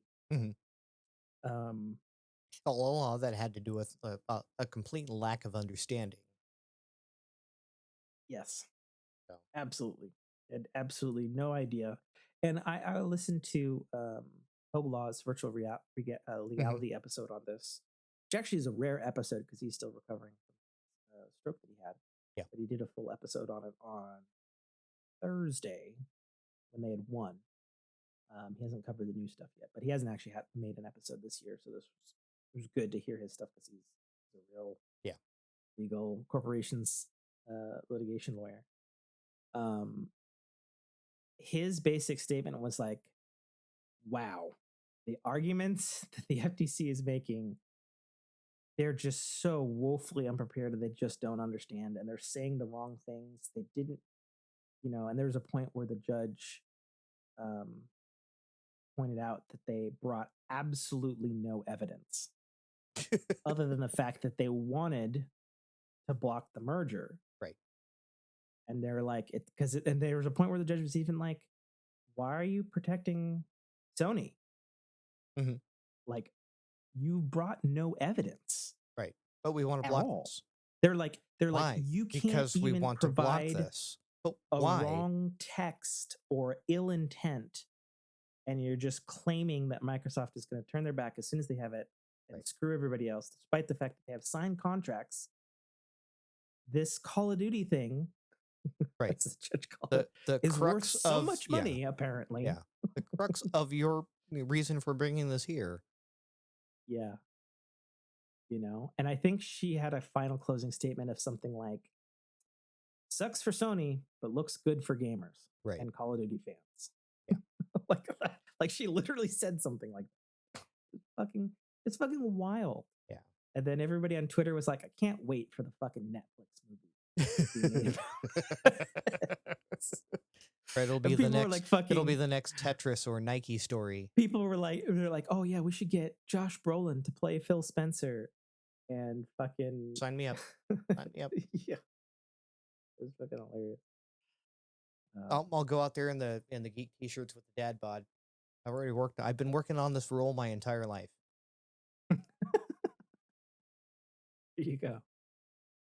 But yeah, man, watching some of the footage from the actual the trial and hearing the Hoglaw stuff, it was just like, man, FTC's been beating this drum for so long and so hard on this thing. And then when it came time to rumble, like they didn't even just fumble at the finish line. Like, they smoked some joints, but theoretically, they smoked some fucking joints and like left people behind that maybe had pertinent information, and then showed up in court. Like, it's like it was showing up. It was my cousin Vinny. They fucked up. So they basically, had their DUI hearing and showed up drunk. It's like, what? How are you? What are you doing? It's fucking insane. Absolutely fucking insane. I can't wait to see what develops on that. Yeah, I mean, it's real bad for the FTC, and furthermore, well, I mean, the FTC is whatever. Like, the FTC is just like, we made a ruling. It's bad for Sony. Yeah, it's more bad for Sony than it is for the FTC. I don't know, considering the investigation that's being launched into the FTC right now. Seems pretty bad for them as the Federal Trade Commission. Fucking up federally. No, I'm just saying the ruling itself. Sure. Right. Sure. It allows Microsoft and Activision to proceed with the merger, which then... Well, and then the flip side coin of this, and Hoglaw pointed out this, he's like, this is a huge, ultra-public case that was lost. And as we know, there's legal precedent. He's like, if this is going to be legal precedent, so like any acquisitions in the future by anybody, this is going to be referenced. I like, it still does, it still shocks the crap out of me that they didn't bring up the DirecTV AT&T merger, the Sprint T-Mobile mergers, like... Right? Like, how... Yeah, these are similar in terms of size and scope. Yeah, somewhat. So Sure. But that's yeah, why I'm not a absolutely. lawyer. You know, well, and even Hoglaw pointed out, why the fuck did the FTC not bring up the fact that the judge who ruled on this, Hmm. his son works for Microsoft? They're like, Right. that would have been a great legal strategy to say, hey, you have to recuse Recuse yourself, yourself. Yeah. and we'll get a different judge. Hmm. But the FTC didn't bring that up. And it's just like, what they do? Prepare for fucking court on a Tuesday? Like, Right. like, like, It's so silly and absurd. Once all the dust is settled and all the ink is dried and all the appeals are done, then I'll have more of an opinion on it. But until then, it's just like this is just politicking at its finest. yeah, it And fucking, as long it's fucking as wild. Microsoft can move forward with its acquisition of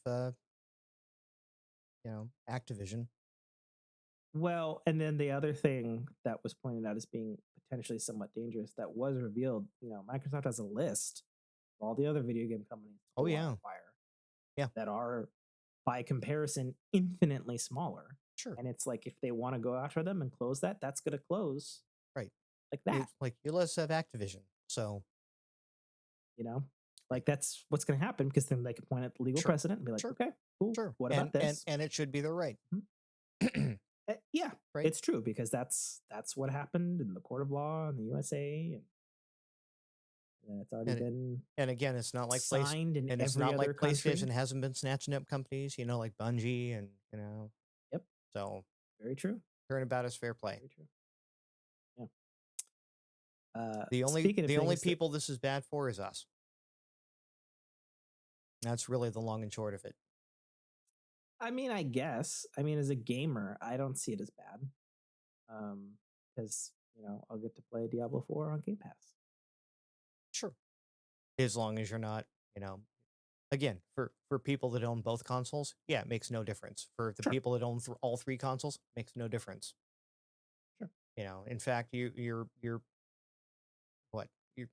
could do all four if you want to count PC or Steam as a platform. Yeah, I think somewhere in the thing they said that for a lot of us, like I'm a PC Steam. Xbox household only. Yeah, I have a Switch, but I'm not really invested in it yet. But so yeah, does that limit my options? For Nintendo only people, yeah, they're gonna get Call of Duty, right? Whether native streaming or what have you. Yeah. Oh, there was an interesting nugget in that. There was a document that was seen in the Hoglaw thing, because he had access to the transcripts. And there was a scene where they were talking about the Gen 9 consoles, which are referred to as the Series X, PS5. Mm-hmm. And there's a line that was very blacked out. They're like, and the Gen 10 Nintendo right coming next year. And I was like, oh, really? Okay, interesting. So, which means that they would have a legal name for it already. Right. Which not uncommon. And stuff is trademarked way in advance. All right. Yeah. 12:22. Is it that time again? It is that time again. And your lights didn't turn out the entire time. I'm proud of you, Tim. Changed them just for you. It's a whole new Tim, new mic, lighting scheme. Honestly, if I hadn't woken up at fucking 11 a.m. today because fucked sleep schedule I'm doing, I had intentions of doing the mic setup well before the show and digging up the files and redoing the intro. Oh, you're gonna add the third W finally? Probably just won't say. Nobody's doing that anymore, and it makes me sound old as fuck. Just go to blah blah blah.com. Nice. I don't know. Yeah, we'll see. Yeah. All right. All right. I am Tim K. Trotter, signing off. You can find all of our stuff at Dynamicworksproductions.com. Links to our Discord are there. Links to at least my Twitter. I don't know. I haven't looked at the website a bit. Although I do know I need to update the website now because I did a thing for my work for my other company. I updated the webpage and that took me like all fucking day. Now I'm just realizing that now I'm actually feeling a little bit sad. At some point, I will need to update the Dynamicworks Production website as well. Hey, if you could at least put me in the byline of the Fork Pod Twitter account. Yeah, I should change that. It's fucking time. Yeah. Because the most I've done with it is, renew the domain.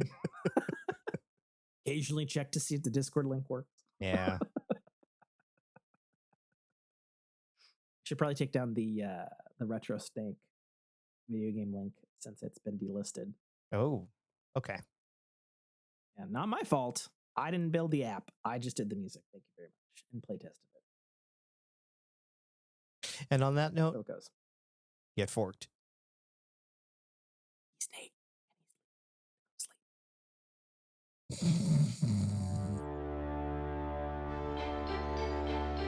Thank you for listening to a Dynamicworks production podcast. You can find our podcast at www.dynamicworksproductions.com. Feel free to email us at dynamicworks@mac.com.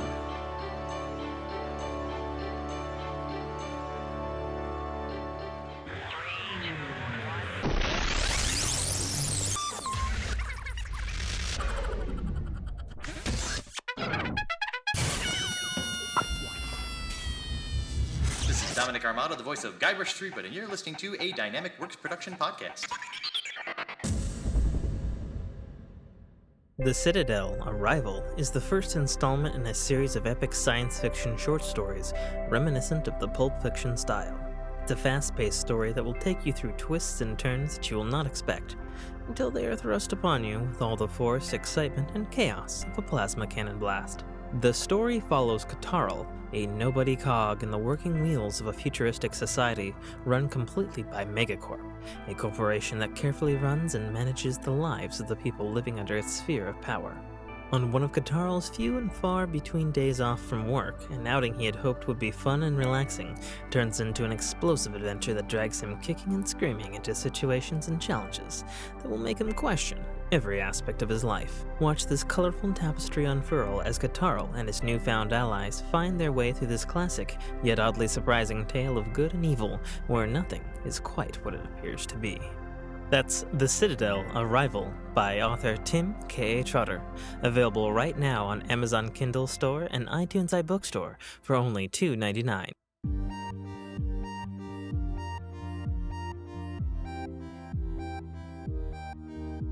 Done.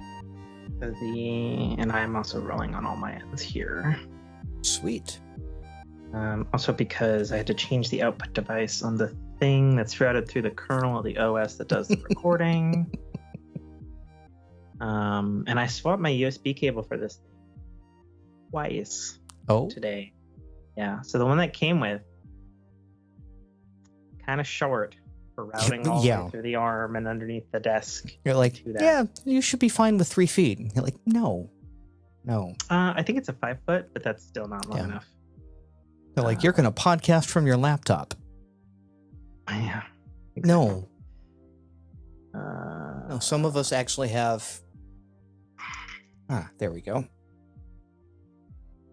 Now you shouldn't be able to hear yourself, but you can still see all my flowing locks. They are flowy. Yes. The first thing it reminded me of was the showrunner and writer Ronald D. Moore from Battlestar Galactica, as he has similar hair. Okay. Of Locky. So I'm no longer the Kirkland Josh Brolin. Not with that long hair. He did look like a different person.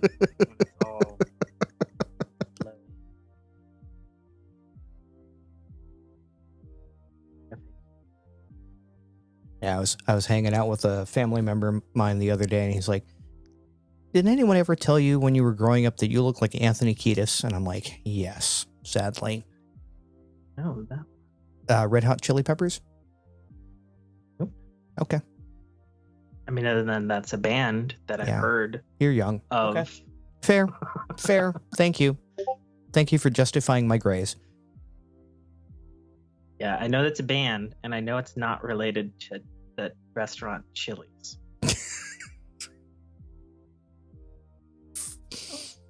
Wow. But I only know that because we don't have Chili's. Okay. I think Jessica asked once, like, "Is there Chili's?" And I was like, "Not to my fucking knowledge, not in this state." What? You didn't have? I want my baby back, baby back, baby back. Ribs. Is that what that's from? Yeah. Chili's baby back ribs.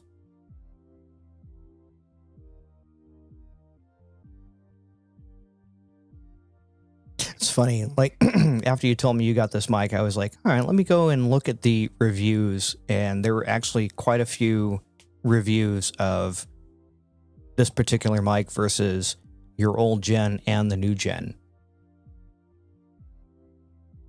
And the general consensus is that mic is absurdly good for the price.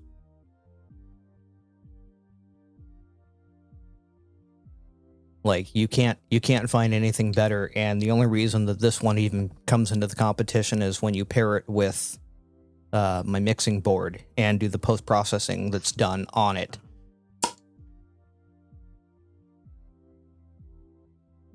Yeah, no, God, I saw my face. Ugh. Yeah. Got the Yeah, you've got the beautiful anti-bump halo on it. Yeah, I was which is a story about that. Absurdly large. Now, can you imagine? Could you imagine the one that I had on my snowball? Yeah, snowballs are big. Snowball's also old too, which is why it's big. But yeah, I had a shock mount for my snowball that made that look. Do it again. I didn't know this when I checked it out, but this is foam velvet. Mm-hmm.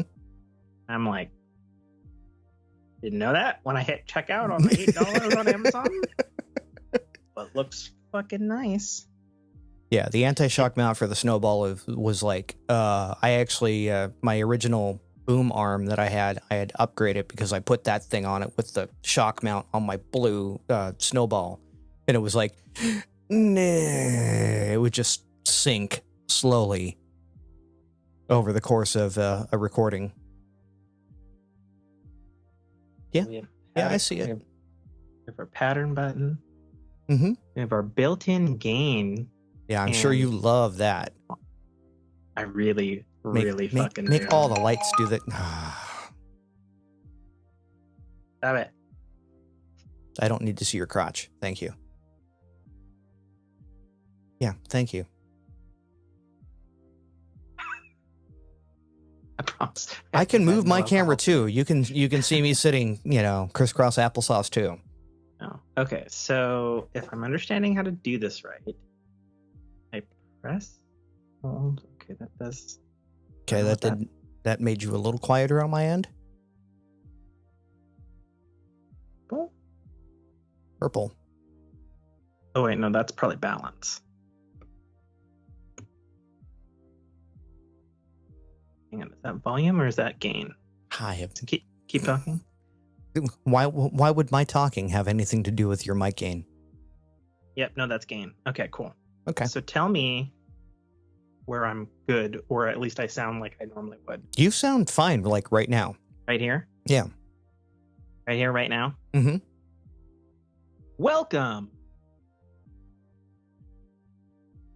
It's absurdly clear. I'm happy with this. Yeah. Nice. Motherfucking fly. You gotta be. Oh, you've got friends. Oh, you motherfuckers.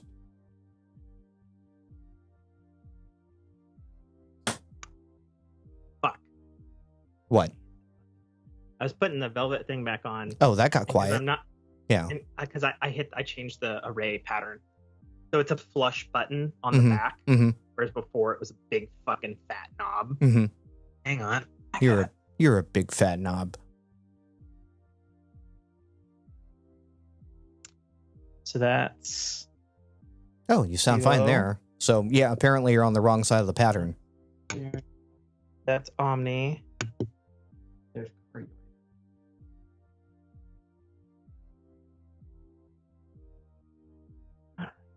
Hey, there we go. You almost sound as good as me. Oh yeah? Yeah. Excellent. I can keep rolling all the things, but I do need to check that my call recorder is. I see it in the peaks in the stuff on the Sure. app, but I need to make sure that it's actually picking up the audio. Yep. And correctly. you're sitting around. Hold on. I actually think I have to bump you up a little bit on my side. Give me a test pattern. Testing. 1, 2, 3. 1, 2, 3. Testing. 1, 2, 3. 1, 2, and 3. Okay. Yeah. I think you're just. I might be a touch overdriven. Yeah. Okay. We're both hitting the 75% mark on my meters. Okay, so if that's gain, what's my volume button? No, it's probably your monitor, That's mute. which you're not muted. I know, I just changed it. I don't know what the fucking white hair comb looking icon means. Okay, that's you volume. Oh wait, no, that's my monitor volume. Wow. Okay. Yeah, that got loud. That's special. Talk. Check 1 2 1 2. This is the Fork in Your podcast where I'm taking over for Tim K.A. Trotter. Yeah, the thing on the instructions said that the knob is a logarithmic knob. Sure. Which means that there's more play in the middle, I guess, than the Right. It's low and high it's a end. curve, not a linear. Yeah, which I'm very much not used to. Okay, so white is volume. Mm-hmm. Purple's balance, I think. And then I'm gonna hold. Okay, now we should be back to gain and live metering. Mm-hmm. Okay, all right. Roll with that. Let me bring you down a little bit. You might actually be a little overdone.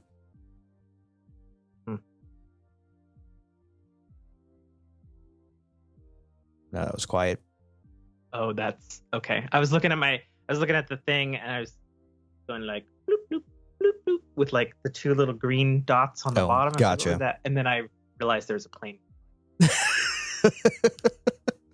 That's probably for sure what it was. Yeah. Yeah, the fridge is off. The fridge is not. I have 2 flies in my fucking office and it's going to drive me batshit crazy. Oh, I bet. One of them is on my goddamn light. Oh, now you fly away, you fuck. All right, I'm gonna check this recording. Oh shit, I need to make sure my audio is actually typing device. Keep flying in front of the fucking camera. Yeah.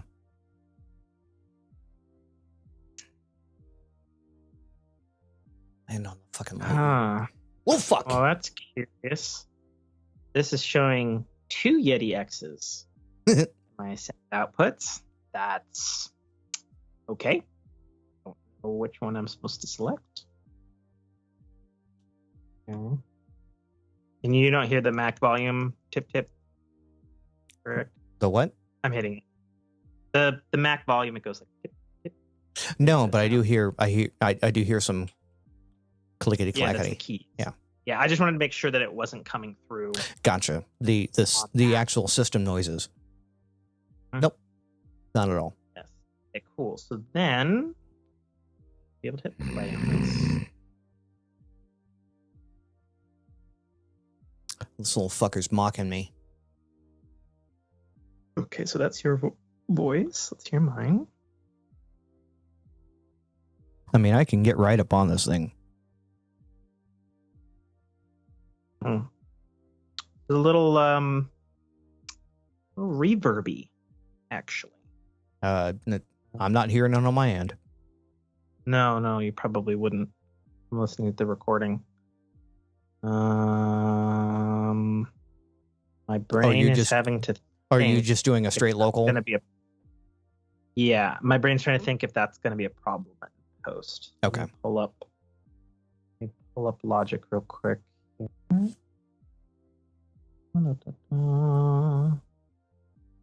Give me a sec.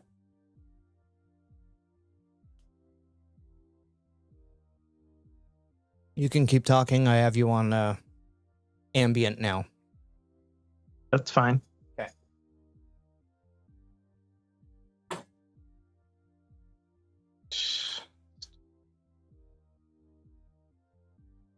Since these motherfuckers are drawn to light, I'm just going to open my door and turn the hall light on. Huh?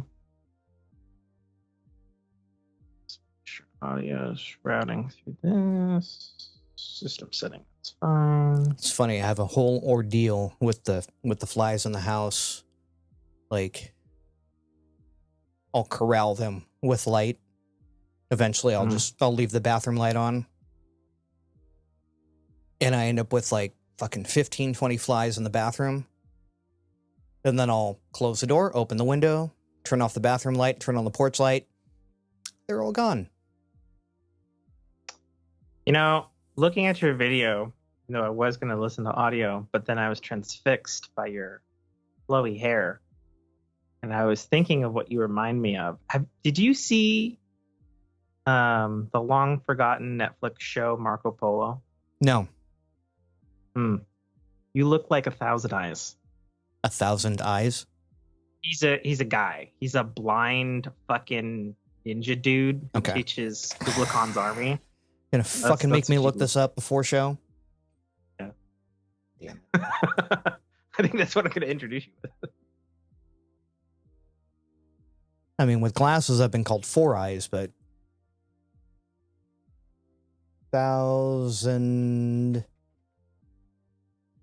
Eyes. What show?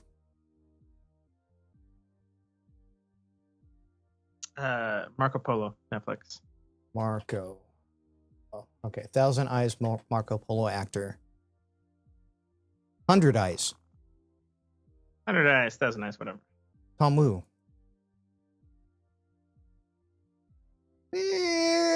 Okay. Okay, so I need to do another recording here because I just turned all my things off that I normally have my voice file and I was blowing my eardrums out. So let's do another recording here, rolling on my end. And I think this is after I adjusted the gain. So I'll talk for a bit. We'll see how we're doing. Welcome to the Fork in Europe podcast. I'm your host, talking about things and stuff here with 100 Eyes. And at least I'm not calling you 104 Eyes. God damn. But then when I get excited, I want to make sure I don't pop the mic with my excitement and or when I get angry about reality No, TV. you've got you've got pretty good gating going on there. Yeah, maybe for you. Let's see what the recording is. Okay, so I got that recording. We're gonna do this. Yeah, I'd totally have to do a mohawk for that to work. Your 100 Eyes comparison. I was just going from memory, so Okay. There might be one or two images where I'm like, okay. Come on. Oh, kiddos are home. Door's getting closed. Did you? Oh, you didn't freeze. You're just staring intently at. Okay, so that was much better, but I think I do need to adjust the gain down. Okay. Smidgen. Because when I got excited, it was peaked. Well, I mean, that's not gain, that's compression. But I don't think you can do that on mic. No. I mean, I could totally blow you up by doing this. Yes, I'm sure you could. All right, so let's do another recording. Yay! Third time. Right. Talking. Let everybody know they're being recorded. More privacy info on the X. Yay. Fork in Europe podcast official chat room. Hold on. Talking about Nate Fu and his wife. But then when I get excited, let's see where we're at on the meters. Ein Minuten bitte. Hey. Daddy calls. Ugh.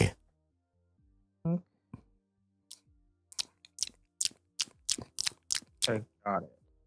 I'm still sounding good to you? Yeah, you sound fine. I go with this. But I'm hard pressed to find any differences. But again, we're over Skype, which is what I was saying earlier. Like when I hear the final production, I'll probably notice more. I mean, it sounds crisper. That is for sure. Sure. I'm gonna have to design a whole new. Again, welcome to the 24-bit realm. Like more bits, more better. I don't even know if it's what the other one is. I assume it would be 16. The other one was 16, yeah. So this one, I looked and I was like, oh, it's a 24-bit, and so you're actually at the same bit rate that my whole kit records at natively. And I think I maintain that in the files I send you. All right. So 22 minutes in. I'm hitting the application recording on my end. I know you've been rolling this entire time. I should just make myself a note. What? Just a little note. You're the boss. I'm just the other voice in the room. The other crisp and clear. Yeah. Well, I'm crisp and clear too. All right. Any fridges off? Arms. Phone is off. Watch is off. Just off. You have your light timer not set to turn off at 11:30. I can't promise that. You fuck. You love it. No, I don't, actually. Because it's very distracting when I'm talking to you also. It's like, poof. Because my brain immediately goes like, oh, we just had a power outage, so we lost everything. While I'm still actively communicating with you over the internet. Which means, obviously, that's not the case, but...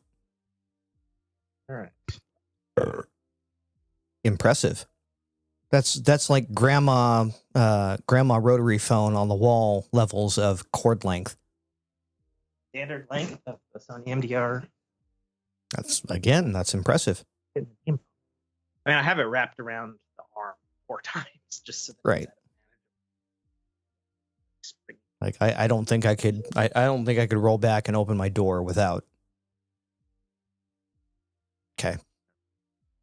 I turned it off because it was black. What's that? I didn't see the TV light, and then it just the screensaver just kicked on. Oh, gotcha. You gonna bring the house lights down, or are you good with the bold and the beautiful? No. Because it's 9 o'clock and full fucking daylight out there. There you go. The blue. Yeah, that's the Tim I know. All right. And if we were streaming, we would be color-coded correctly. I have my full green background now. Absolutely.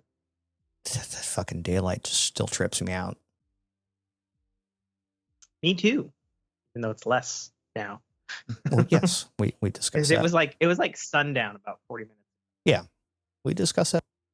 Okay, that sounds good. I have my water behind me anyway. Sweet. Let's do a full cutout. 3, 2, 1. Cut out. 3, 2, 1. Cut out. I'm trying to sync up with you. For whatever reason, it always seems out of sync. With you, and you looking at me, and it looks always like you're fucking with me, and you're over there sniggering about it. That's what it looks like from my camera feed. No, I see you like. 3. And I'm like, okay. I'm trying to watch your fucking body language to get it right. Okay. Maybe we're just been fucking it up together. You know what? I'll give you credit. You've never messed it up in post. Yeah, well, except for last episode where you're fucking. Well, you dropped an entire damn track. That wasn't messing up in post per se on the timing. I told you what the problem was with that, right? No. You postulated that you accidentally muted me in the.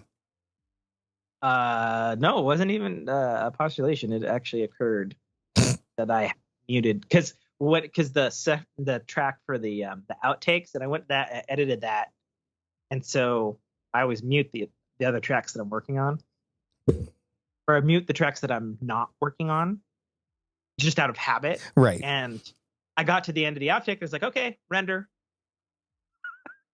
Was it an interesting episode to listen to without me in it? I'm glad you noticed because honestly, I make the episode and then I pull up the episode and I just kind of skip around. It's like, audio is it distorted? Right. Okay, cool. It didn't even fucking occur to me in that process that you never heard me. There's no Nate here. Go pee. Oi, get you with your one button mute. Technically, the other one did that too. The other one did that too, just not quite so nicely. It had a really loud. I would always notice it on edits. Like it had like just like a push button and it had just like a red LED on it. Can yours do like what I'm doing right? Like I have a instantaneous mute. What are you doing? I have a single button over here that I can mute myself for broadcast. So I can like, oh, I'm going through a tunnel right now. It's like, sorry. Oh, you're purposely stuttering yourself. Yeah. Fair enough. Again, the fancy equipment. Anywho, cut back in. Yes. 3, 2, 1. 1. Cut in.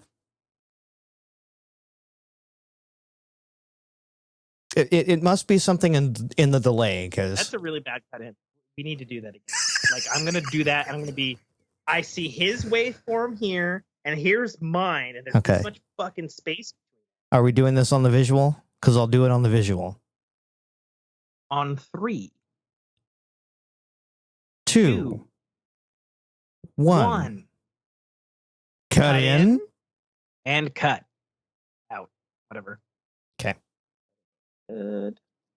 I almost hit the hang up button. You know, I almost did too.